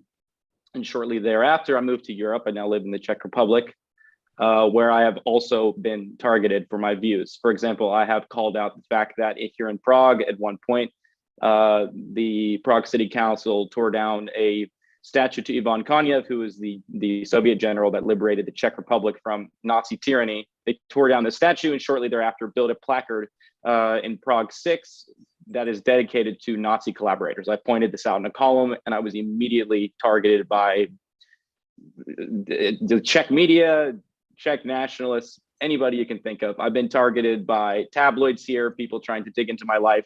And shortly after the conflict, Russia's entry into the conflict in Ukraine, I had people show up to my house, a mob trying to attack me, and I had to call the police. This is not a joke. This is our lives.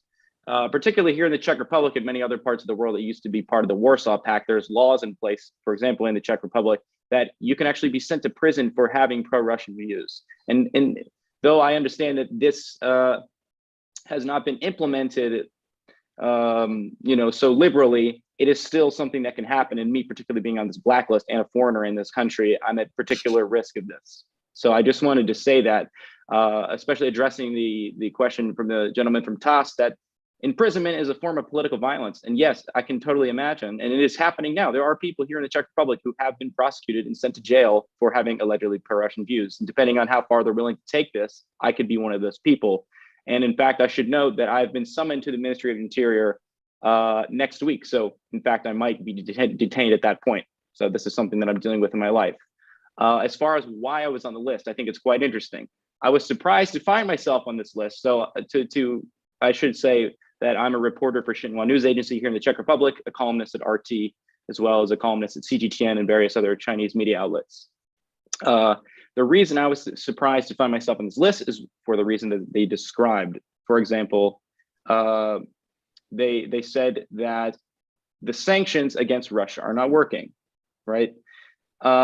If you just happen to be a person living in the world today, that is so obvious. I mean, I live in Europe. I'm seeing the energy crisis here. I'm seeing, for example, we just had 70,000 people march in Wenceslaw Square in the center of Prague, opposed to their own government's policy and demanding the resignation of the Czech government because of their policies. They also said that I'm a Russian propagandist because I said that Ukraine is a hotbed for right-wing extremism. I was on a RT's crosstalk with Peter de Lavelle, and the day after that, I said this exact quote. The day after that was the Buffalo shooting. This is happening to people right now. And I also said, according to the list, that I believe that the world should negotiate with Putin, what they said, but negotiate with Russia. That is a principled pro-peace position. I mean, that is just, you know, if you care about Ukrainian life, Ukrainian infrastructure, the Ukrainian economy, you don't want this war to continue. And that's exactly what we're doing with our policies of arming and propping up the Zelensky government. That has nothing to do with being pro-Russia. And I will also note that on my column at RT, I explicitly said that I believe that the war is a violation of international law. So to describe me somehow as supporting the Russian state is absolutely ridiculous. Thank you. Okay, well, thank you very much. So let me do the following. I also want to note that Mr. David Pine has a bit of a limitation on time. I'm going to try to get them as soon as possible.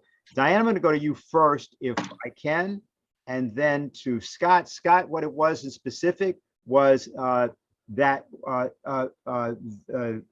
Guzzetti alluded to the question of the war. In specific, there was a couple of other things actually that came up because you wanted to know about that. But Diane, if you could start us, and then we'll go to Scott. All right. Just as a fellow American, I think perhaps it's important to respond to some of the questions that were just raised by Bradley, because I think the question of being a patriot, shall we say, is also recognizing the ugliness of the assault on the original intent of the United States. That is, if the principles in our Constitution and Declaration of Independence are universal and they are true, all human beings are created equal. There are inalienable rights. Freedom of speech is a right of human beings.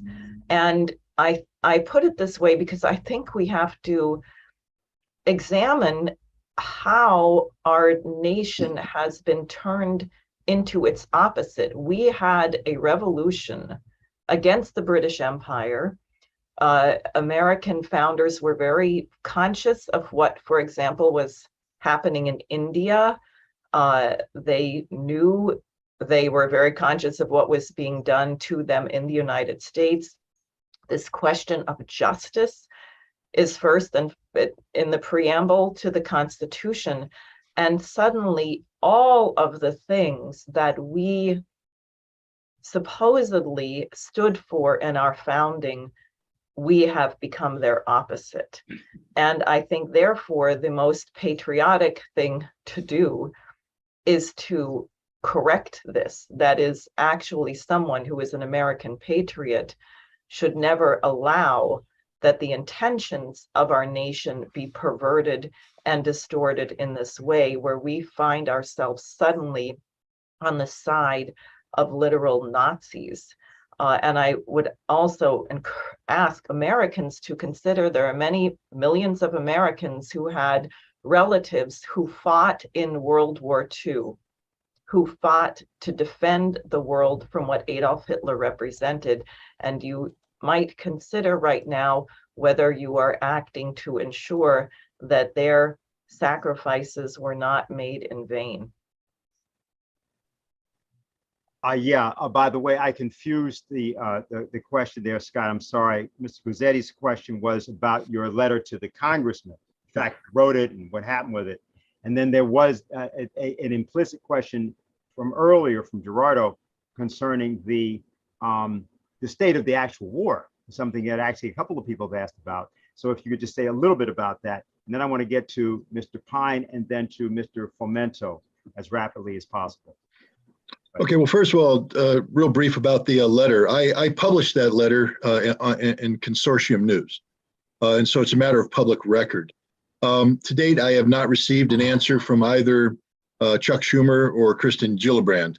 I have received an answer from Paul Tonko, but it's not really an answer.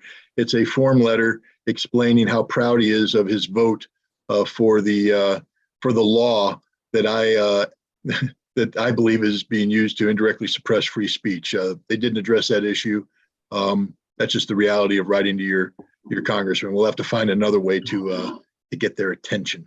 On the war, look, real quick, I'm going to say this. It's probably why I'm going to be called a Russian propagandist, because I don't work for the Russian Ministry of Defense, nor do I work for the Ukrainian Ministry of Defense.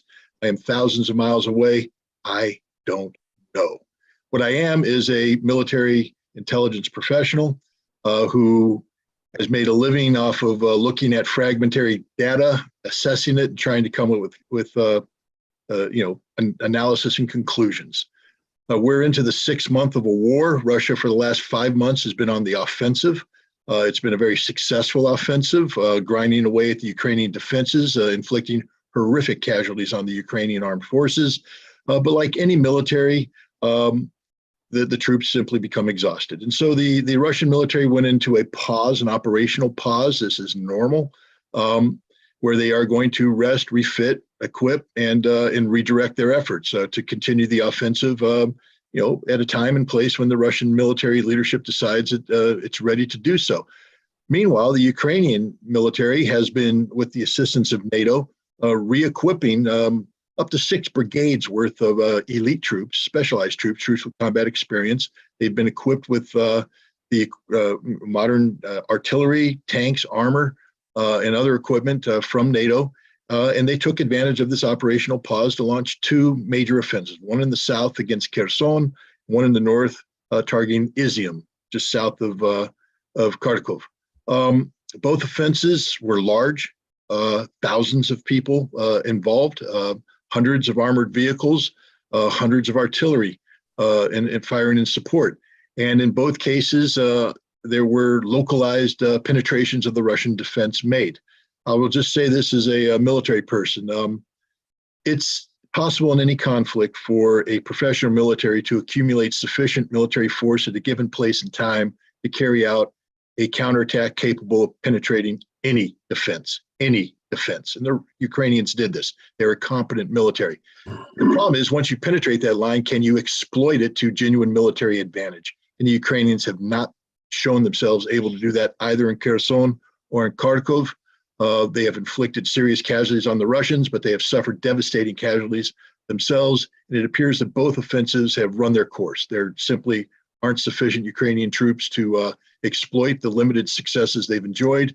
And I think we're going to see in the next couple of days the Ukrainian offense wind down, and then we're going to see the Russians regroup and resume their offensive. Their offense. But that's the situation on the ground. It's terrible, horrible. The deaths are unimaginable to an American. The number of people that have perished in the last couple of days, especially Ukrainians, is mind-boggling. The Ukrainians lost easily more people in the last couple of days than we lost in the entire war on terrorism. I'll say that one more time. The Ukrainians lost more people in the last couple of days than we lost in the entire war on terrorism. 20 years of conflict in Iraq and Afghanistan. The Ukrainians have lost that many people. That's how bad this fighting is. So that's my update on the battlefield. Unfortunately, this war is not about to end. It's going to be continuing for some time now, and we're going to be seeing similar acts of tragedy transpire. Okay, so we're going to go to Mr. Pine, and then to Walter Fomento, and then to Filippo Rossi. Thank you to EIR for hosting this important press conference. I currently serve as the Deputy Director of National Operations for the Task Force on National and Homeland Security. I served as an International Programs Manager on the U.S. Army Headquarters staff in charge of negotiating international agreements on armaments cooperation with the former Soviet Union, Eastern Europe, the Middle East, Africa, and the Americas for a few years. And I'm currently serving as a contributor to the National Interest Foreign Policy Journal, and I serve as editor of a Substack newsletter called The Real War. My expertise includes international diplomacy and conflict resolution, and my articles on war and peace have been published or written about in nearly a dozen countries. So back in January, just a little background about how I got put on this list. I began writing a series of articles in the national interest, specifying what the Biden administration needed to do to avoid a Russian invasion of Ukraine. And it was really very simple. They just needed to issue a written guarantee that Ukraine would never be allowed to join NATO. I issued a couple of peace proposals, one in early March and then a subsequent one in mid-June. And for the one that I wrote in mid-June was a very specific and detailed peace proposal. It was probably the most comprehensive peace proposal that's been issued in the Western world up to this point. And I was viciously attacked by a number of Ukrainian posters who sent a bunch of attack and smear emails against me using all kinds of profanity and accusing me of being some kind of Kremlin apologist or Russian propagandist. And then in late July, on July 29th, I found out that I had been put on this Center for Countering Disinformation blacklist. And I was accused of being a paid agent of the Kremlin, which is laughable since I've never had any contact with the Russian government. And as well as an information terrorist subject to being tried as a war criminal. And the reason that I was put on that was, again, this peace proposal, which essentially called for the full Russian military withdrawal from Ukraine, excluding the Donbass region, the areas that they currently occupy, which would be subject to a popular referendum on the question of independence. And that represents a deviation from the Zelensky propaganda line, in which they've called for a full Russian withdrawal from all Ukrainian territory prior to any peace negotiations commencing. So that was the reason that they put me on their blacklist. Essentially what Russia's objective is to recreate a neutral buffer state in Ukraine that existed prior to the CIA-backed coup against the democratically elected president of Ukraine back in 2014. And that's why they're willing to give up virtually all the territory that they've occupied since the war began in exchange for a peace agreement. And they're still very interested in doing that. However, as we've heard, UK Prime Minister Boris Johnson and the Biden administration combined to pressure Zelensky to break off peace negotiations in early April. And that was a real tragedy for the world because what we're facing is, and the one thing that unites, I think, everyone on this list is that, far from being Russian propagandists, the only offense we've committed as patriotic Americans is that we're all part of this international peace coalition, that we're trying to speak out in support of peace and to save America and the world from an avoidable nuclear apocalypse that could cost the lives of hundreds of millions. So I'm proud to support EIR's call for a congressional investigation for this U.S. government funding for this despicable Ukrainian entity, which has targeted American citizens who support peace, not war in Ukraine. Thank you very much. Thank you. Thank you very much. Yes, Mr. Fomento, Walter Fomento.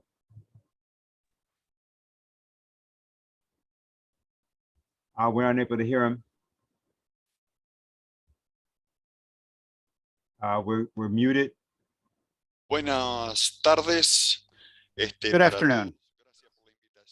Thanks for the invitation to EIR from Argentina. We appreciate and we are happy to have the opportunity to carry out this conference and to be part of it. We express our solidarity, especially with those people who have been included in the blacklist of these fascist groups, of the financial groups of today. I share the rejection of the idea of having bacteriological and other arms factories in the world, which is being done by Victoria Nuland and other groups in NATO. This is related to what happened beginning in 2014 with the coup from the Euromaidan. My question, and for Helga, if she's present, or for whoever this might respond, if the magnicide, the assassination of John F. Kennedy and the attempted assassination against Cristina Fernandez de Kirchner and even the attacks which Lyndon LaRouche himself experienced, do they not have a connection with the same financial interests that always abuse the physical force and the capabilities that they have to annihilate their adversaries, always making use of the territory? This is something that's very, very far from democracy and peace. So that is my question, and I thank you again for having been invited to this meeting by EIR. Well, thank you very much. Is Helga there? Yes, she is there. Okay, go right ahead. Well, I think the answer to your question is yes, because, you know, if you go back in history, it always was that political assassinations and harassments were used to, you know, basically protect the empire. And I think what we are really dealing with, and I think Diane's answer, what it means to be a patriot of the United States today was very to the point, because, you know, I mean, what the whole world is looking at is that the United States is no longer behaving like a republic. And, you know, the real empire question, that's a long, long history. My late husband used to call it the slime mold, saying that slime mold changes the color, they change the odor, they change the way they look and behave, but it remains a slime mold. And the question of empire, you can trace back to the Persian Empire, to the Roman Empire, to the Byzantine Empire, to Venice. Then the empire moved to the Dutch, Anglo-Dutch location, and finally it became the British Empire. And unfortunately, you know, the conclusion after the collapse of the Soviet Union was that, you know, well, I should take it back, you know, eventually the British stopped trying to reconquer the United States militarily, because after the War of 1812 and the Civil War, they recognized that they could not regain the United States militarily. And latest with the assassination of President Kinley and the entering of the United States in World War I on the side of the British, they decided that, you know, it was more easy to convince the establishment of the United States to run the world together on the basis of the model of the British Empire. That has been a discussion. You read what H.G. Wells wrote, what Sir Yandell Elliott wrote, you read Samuel Huntington, The Soldier and the State, which has become the Bible of the neocons after the collapse of the Soviet Union. And unfortunately, rather than seeing the chance to build a new peace order after the collapse of the Soviet Union, they decided to go for the unipolar world and run the world based on the model of the British Empire. So if you want to know what is the common denominator between John F. Kennedy, Christina Kirchner, and the attempt to kill my husband and myself. This was the famous raid in 86, where 400 FBI agents tried to storm our property in Leesburg, Virginia, and it was only a miracle that we escaped a terrible catastrophe. I mean, this makes the FBI raid on Mar-a-Lago looking like a children's birthday party. But the answer to your question is yes. And, you know, obviously there's always an effort to CYA, you know, to make it a plausible denial, to not be caught, to have some lone assassin, some, you know, covered operation to make it look as if it's not who is really doing it. You know, but I think that, you know, the cover up of the assassination of John F. Kennedy is really the point where the situation went wrong in the United States, because that if you listen to the speeches, very optimistic, beautiful speeches by John F. Kennedy, and we used some of them in the memorial we did at his 50 years anniversary of his death. You know, the optimism which filled the American people because of Kennedy, and the fact that he was murdered, as was Martin Luther King and his brother, I mean, the brother of Kennedy and Malcolm X, and the fact that the murder was covered up has instilled a deep pessimism in the American population, because, you know, once these things happen and you have the feeling there is no place you can go to, you become pessimistic. And right now, the Americans are almost as pessimistic as the Germans, and the Germans are a colony of the empire. So I think, you know, that has to be reversed. And I'm convinced that we need a lot of courageous people who do not accept this mind control and, you know, go back to the origins of what the American system was supposed to be, a beacon of hope and a temple of liberty. And if there are enough patriots in the United States who decide to realize that, the whole world would be friends with America again. So you are at a crossroad, and it's up to you to decide. Okay, thank you. Mr. Filippo Rossi. Gracias. Hello. Thank you very much, first of all, for this opportunity. I'm a Swiss-Italian independent journalist based in Istanbul, in Turkey. I would like to make a question about medias. This must not be taken as a critique and as an offense to my colleagues, especially those who were listed in this horrible issue. However, I want to point out a question about the role and responsibility of Western mass medias. We say that the medias are the only pillar of democracy. We should promote and defend freedom of speech and different opinions. However, especially after the war in Ukraine, it looks like they all share the same view, and no one dares to counter the narrative, fearing to be targeted, like in this obvious case of the CCD. And it happened, considering that a Spanish colleague of ours is detained in prison in Poland since February, since the beginning of the Russian offensive, in a European Union country that is considered democratic, charged for being a spy only because of his Russian origins. What is their responsibility in not sharing enough such a dangerous threat and not giving it the right importance? So it's a bit a rhetorical question, being myself a journalist, but I want to know your point of view, knowing that the mass media have played a key role in imposing an official narrative, also considering how this issue has been treated. So almost nobody has actually talked about it in depth.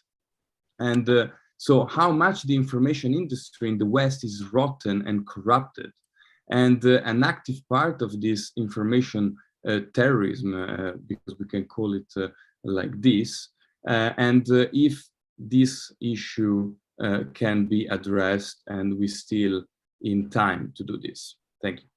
Okay, my question is Ray with us? Mr. McGovern, are you there? Because if he is, he has a very specific answer to that. And if he's not, we can get back to him about that. He's here. Yes, I am. Okay, there you, okay, great. So you heard the man's question, Ray? No, I did not hear. Could you repeat the question?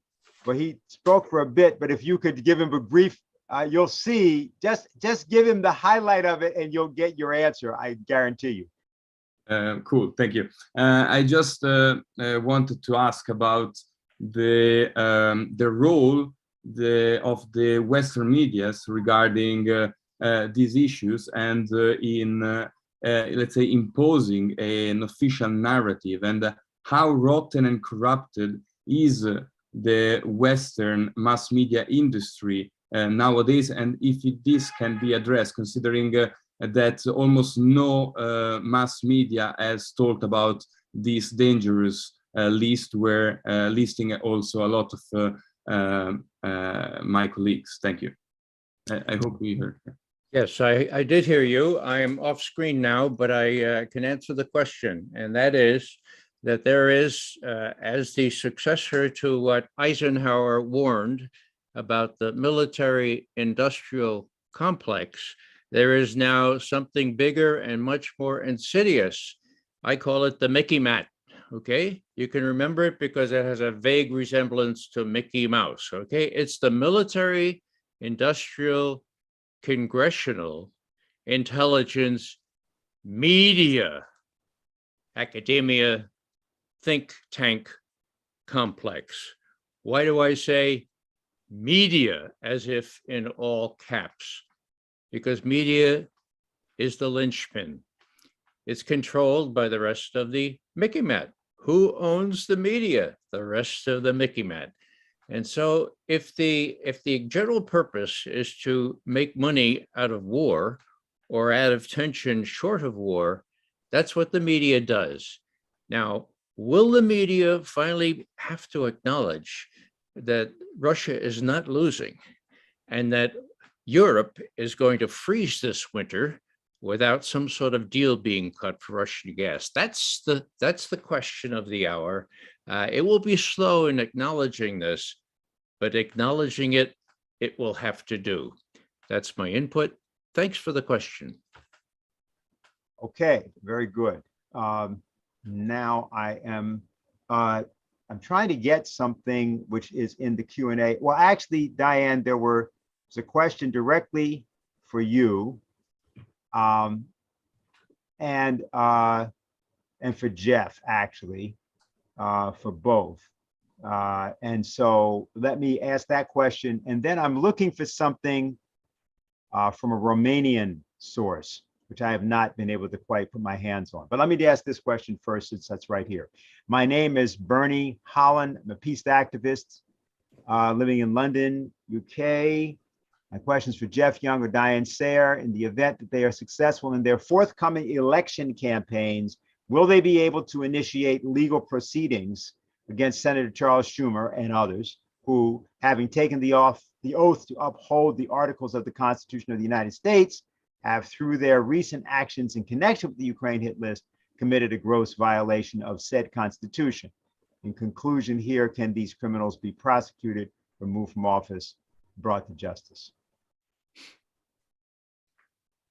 Are you asking me to go first and then Jeff, or well, the other way?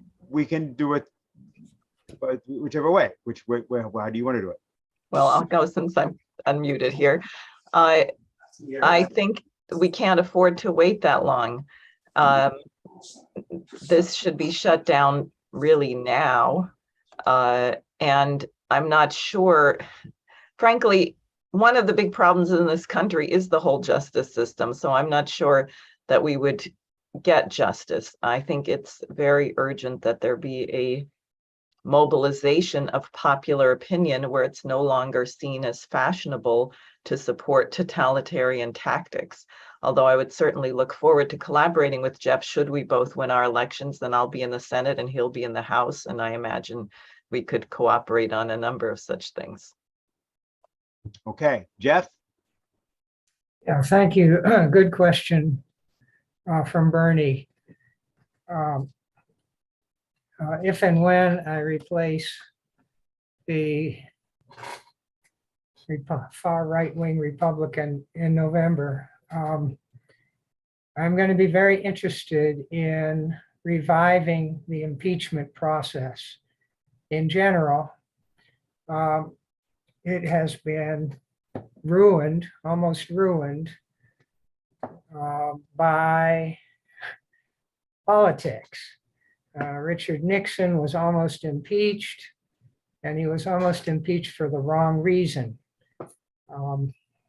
He should have been impeached for not for Watergate, but for pursuing a genocidal war of aggression in South Vietnam, North Vietnam, Cambodia, and Laos. Aggression is the worst war crime that's possible to commit. And the Democrats at the time, I guess it was 1973, chose to focus on some petty burglary instead of the worst war crime that's possible to commit. Bill Clinton was also a war criminal because of his involvement, his attack on a pharmaceutical factory producing needed drugs for the people of Sudan, and more seriously, his international aggression against Serbia, or the former Yugoslavia, in 1999. Donald Trump has recently been impeached by the House twice over trivia, where he should have been impeached for war crimes against Syria, Iraq, and his assassination of Iran's best general, who was, Qasem Soleimani was a very effective fighter against ISIS in the Middle East. So impeachment needs to be revived. And to do that, it has to be directed at the worst crime and the worst criminal, the highest office. When a criminal war is going on, the president is the first one who needs to be impeached. So I'll work to establish the principle. You become president, you commit aggression, you get impeached. And then we see what the next president will do. Okay, very good. People keep telling me that they've emailed me a question. I am not seeing the question. Diane, if you see the question, can you please ask it? I'm sorry about that, but I had an arrangement, and some people don't listen. So if you see it, then you can ask it. I just have to pause and say that because it's caused a little bit of a problem. And it's been going on for the last 10 minutes, so I don't mind saying it publicly. Okay, there's a question that was written, and it comes from somebody from Romania, and I have asked people to relay that, and people keep saying, look in the chat. Let me explain something quickly so everybody just gets it. This is a highly complex process in which many different people are doing many different things, and some people are being stopped from doing different things. So please cooperate with me. Okay, having said that, while we're waiting, we're going to go to Kirk Wiebe, who is there, who I know has a question. All right, can you hear me, Dennis? Yes. Well, first of all, let me applaud the entire group and the discussion that I've heard thus far. So if you kind of step away from the discussion, having listened to it, we are all under attack. We are under attack for simply expressing our thoughts. That means we are in a very serious moment. And so the question is, what do we do? what does one do when one is under attack? Number one, you find people of like minds and you come together. We must form a body.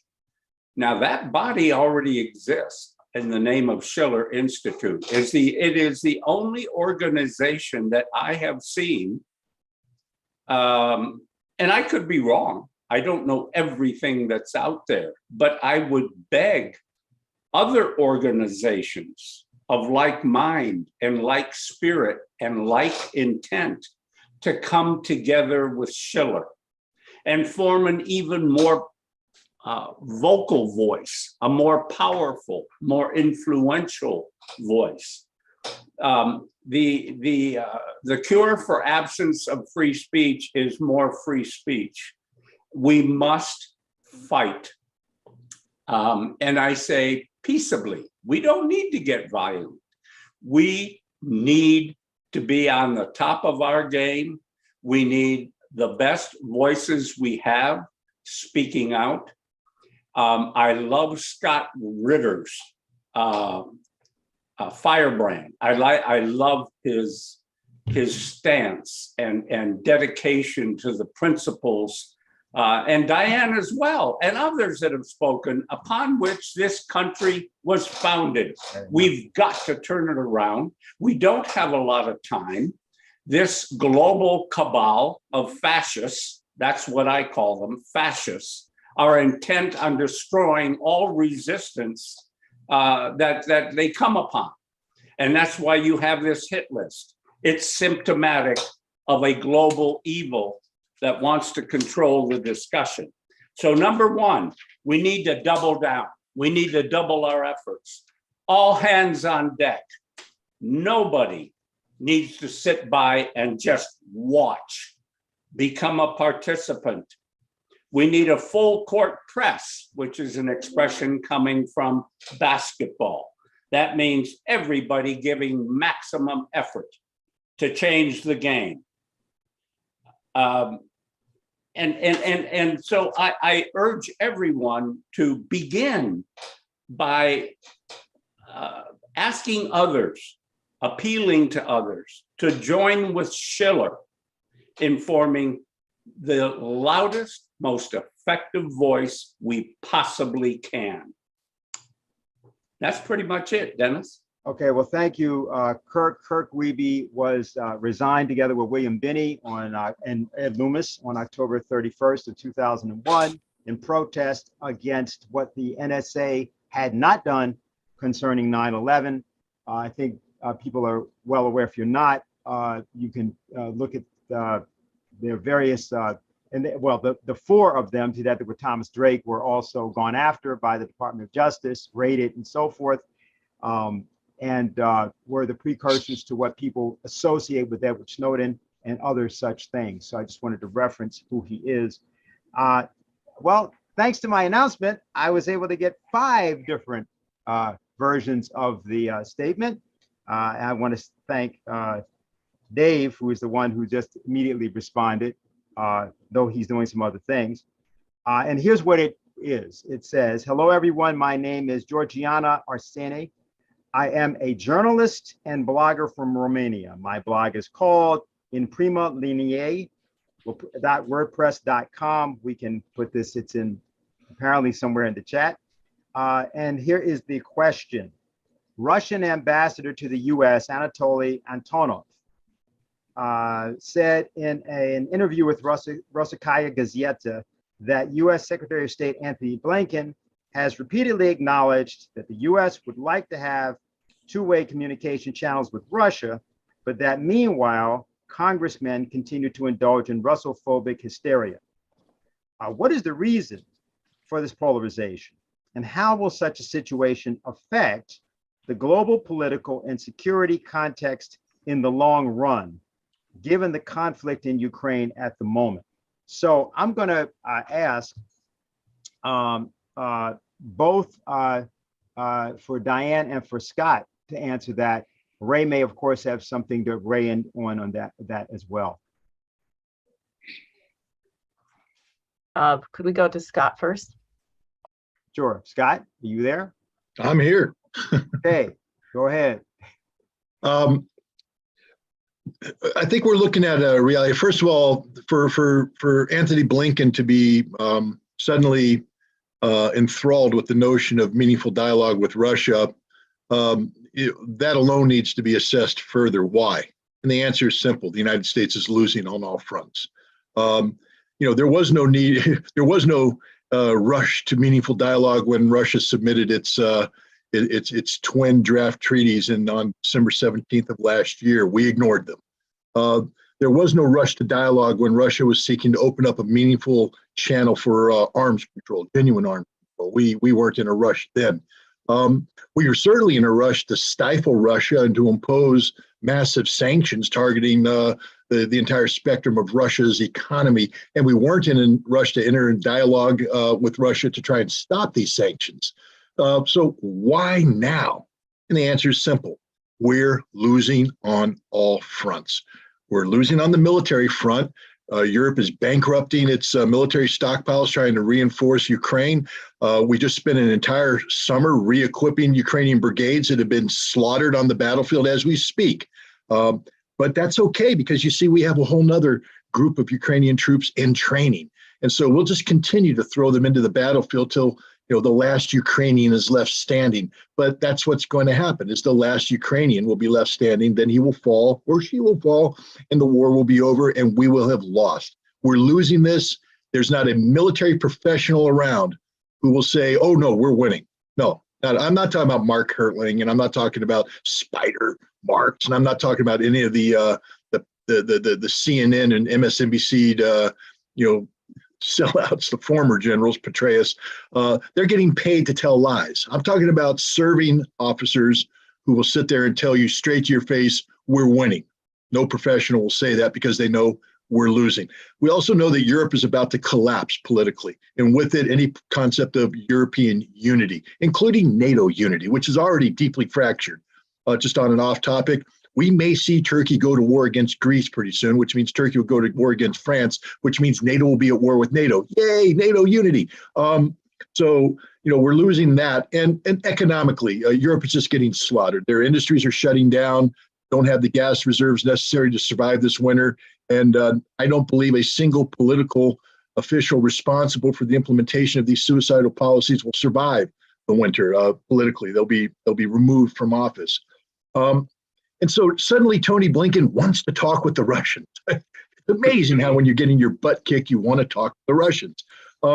Meanwhile, back at home, where we live in la la land, totally divorced from reality, because you see, Blinken lives in a real world. He sits there and he receives the real briefings. He knows what's really going on. And that's why he really needs to talk to the Russians. Meanwhile, Congress lives in a totally artificial world, one where they solely deal, and Diane, this is targeted to the future you. They solely deal, and Jeff, you too, they deal with their constituents. And we have a constituency in America that has bought into the narcotic of Russophobia. I mean, because it's the easiest thing in the world. I want to win a vote, Russia did it. Oh yeah, baby. Huh. And we learned that from McCarthyism. It's the easiest thing to do. Gin up fear. Why? Because fear is derived from ignorance, and the average American is woefully ignorant about the reality of Russia. So what are our responsible congressmen and senators doing? They are simply stoking the fear. You saw it now. Lindsey Graham guy from Connecticut, Blumen, can't remember his name, but he's a senator he's a Democrat. And they're actually both saying the same thing. We want Russia on the terrorist list. They're terrorists. Well, Joe Biden wisely said no. Why? Because Russia will sever all diplomatic relations. And anybody who has studied the history of global conflict understands that one of the first precursors to going to war with somebody is the severance of diplomatic relations. Blinken needs to talk to the Russians, not have any communication with the Russians. So the president wisely said no, but Congress doesn't think right. They're not rational. They're irrational, and they're trying to win votes in a very politicized moment. We have a midterm coming up. So you will hardly find any elected official in Congress saying, hey, I think having a dialogue with the Russians is a good thing. That just isn't going to happen. So that's what's going on. I just want to add one other thing. Kirk wisely, he talked about a full court press. Yeah, I started playing basketball later in life, Kurt, and I'm not very good at it. But one thing I was pretty good at is the military. I was a Marine. And I'll tell you this, you attack me, I counterattack. Because that's how I'm programmed, baby. I'm coming right back at you. And people say, what can we do now? We can file the biggest damn injunction in a federal court the world's ever seen. We need to find the ACLU. We need to find a way to get legal people. Because if you leave it up to Scott Ritter, I'm going to do it. I don't back down from a fight. But I'm not a lawyer. I don't even play one on TV, and I didn't spend the night at a Holiday Inn Express. So I'm not very good at this stuff. I will do my best to do my duty to God and country and all that stuff. But hey, we really need professional legal help here. We need a constitutional lawyer to take a hard look at the First Amendment issues that are accrued when Congress funds an appropriation bill that empowers a foreign entity to do that which is prohibited by Congress, namely the suppression of free speech. We also need to focus on terrorism laws. And is Congress complicit with political terrorism? These are important issues. And I believe if we frame them right and we target the right people, we can actually get a federal judge. And I'll tell you right now, in the state of New York, they exist. We can say the justice system doesn't work. It works here in New York.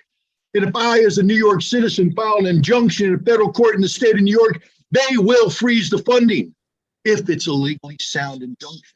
But if Scott Ritter, the legal idiot, writes something where I forgot to do this, I forgot to do that, I didn't do this, it'll be dismissed. Because that's what happens. Even with pro se, where they give you the benefit of the doubt, they will dismiss it. So we need lawyers to step up to the plate. I'll front the damn thing. I'm not a coward. I'll charge. I'd like to have a lawyer look at it first and say, hey, Scott, no, you need to do X, Y, and Z. Because then we can win. This is a winnable fight. This is a just cause. This is what America's about. This is the Constitution, the First Amendment, freedom of speech. This is everything we claim to be as a nation right now in this fight. There's nothing better than this battle right now. So they attacked, bam, let's counterattack. That's my opinion. Sorry to get emotional there, Dennis, but you know, that's who I am. All right, so this is what we're going to do. What we're going to do is we're going to Ray, because we have now exhausted the time in much of our audience, although this is fun. But Ray, you go and think of anything sort of as a summary. And then I'm going to have Diane go, and then I'm going to ask Helga to send us home because we need somebody to summarize all of what has happened. So, okay, you go, Ray, please. Can you hear me? Yes, we can. We can, okay. Well, there's very little to add to what Scott just said, with which I totally agree. What I would say is that Tony Blinken and Sullivan, Blinken, and Nod are not what the Russians consider serious. They're not serious people. They're dipped in exceptionalism. They come from the finest schools, the same schools that gave us Vietnam, Harvard, Yale, and the rest of them. They don't know what's going on in the world. So if Joe Biden is listening, and I'm sure he is, please send Bill Burns, who knows a little bit about the world, send him to talk to the Russians.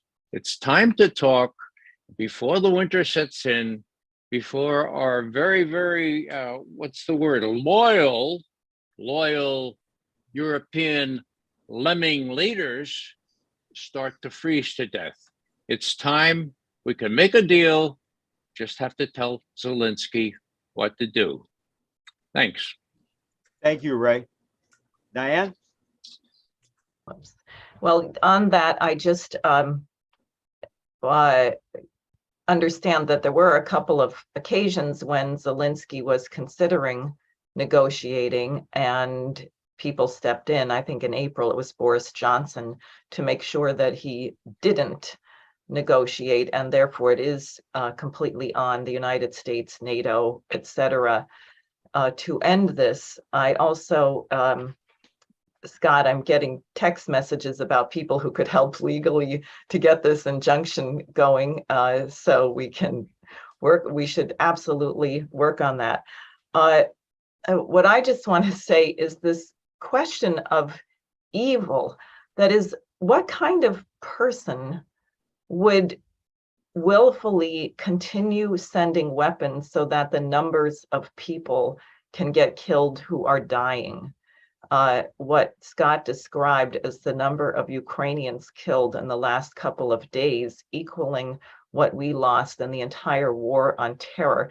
To me, that is really incomprehensible. And I think people react when you say, well, something is evil. They say, oh no, how could that be evil? How could, well, someone who actually intends, who has no sense of conscience about subjecting people to mass death.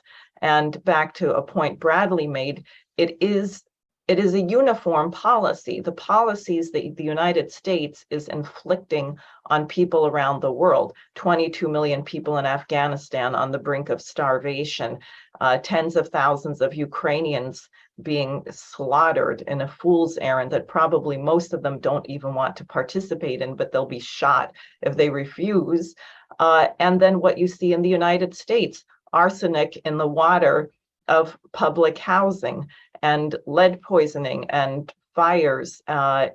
It's not different.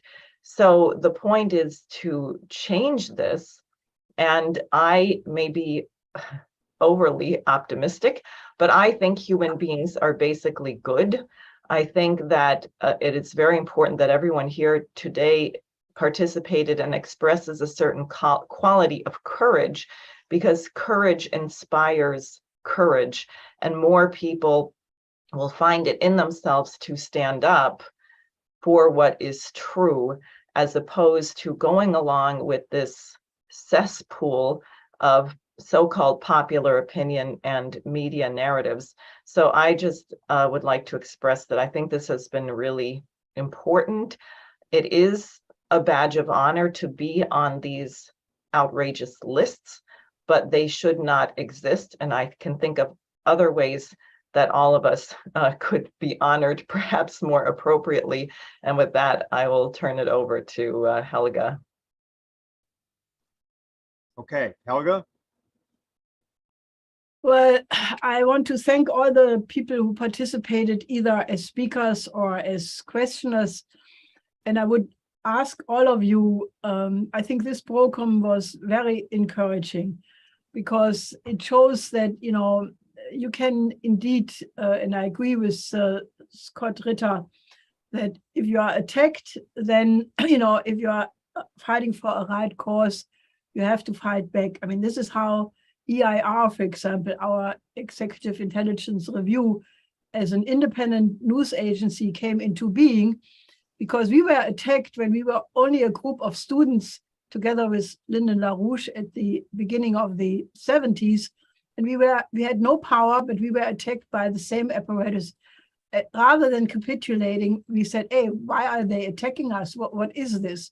And this is how we have developed into one of the, I would say, best independent news agencies around the globe.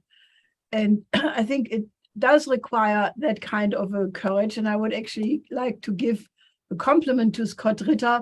And while he was talking so passionately, I thought he is really the edle Ritter, the noble knight who is defending the honor of the United States, as did Kurt Wiebe and Ray McGovern and Colonel Black. I'm not diminishing what they are saying, or Diane for that matter, or Dennis. But I would urge all of you, you know, this is the image of America which the rest of the world needs to know about, because, you know, the reputation of the United States in the recent period has really gone towards zero, and that's an understatement of the year. So help us to get this message out. And, you know, I think, you know, we should really have the courage that this fight can be won. And, you know, the first thing is shut down the CCD, shut down myrotvorets, you know, stop funding these illegal criminal operations, and start negotiations about ending the war. I mean, what our unspeakable foreign minister, Mrs. Baerbock, just said, she said she will support the war in Ukraine, even no matter what the German voters are going to say.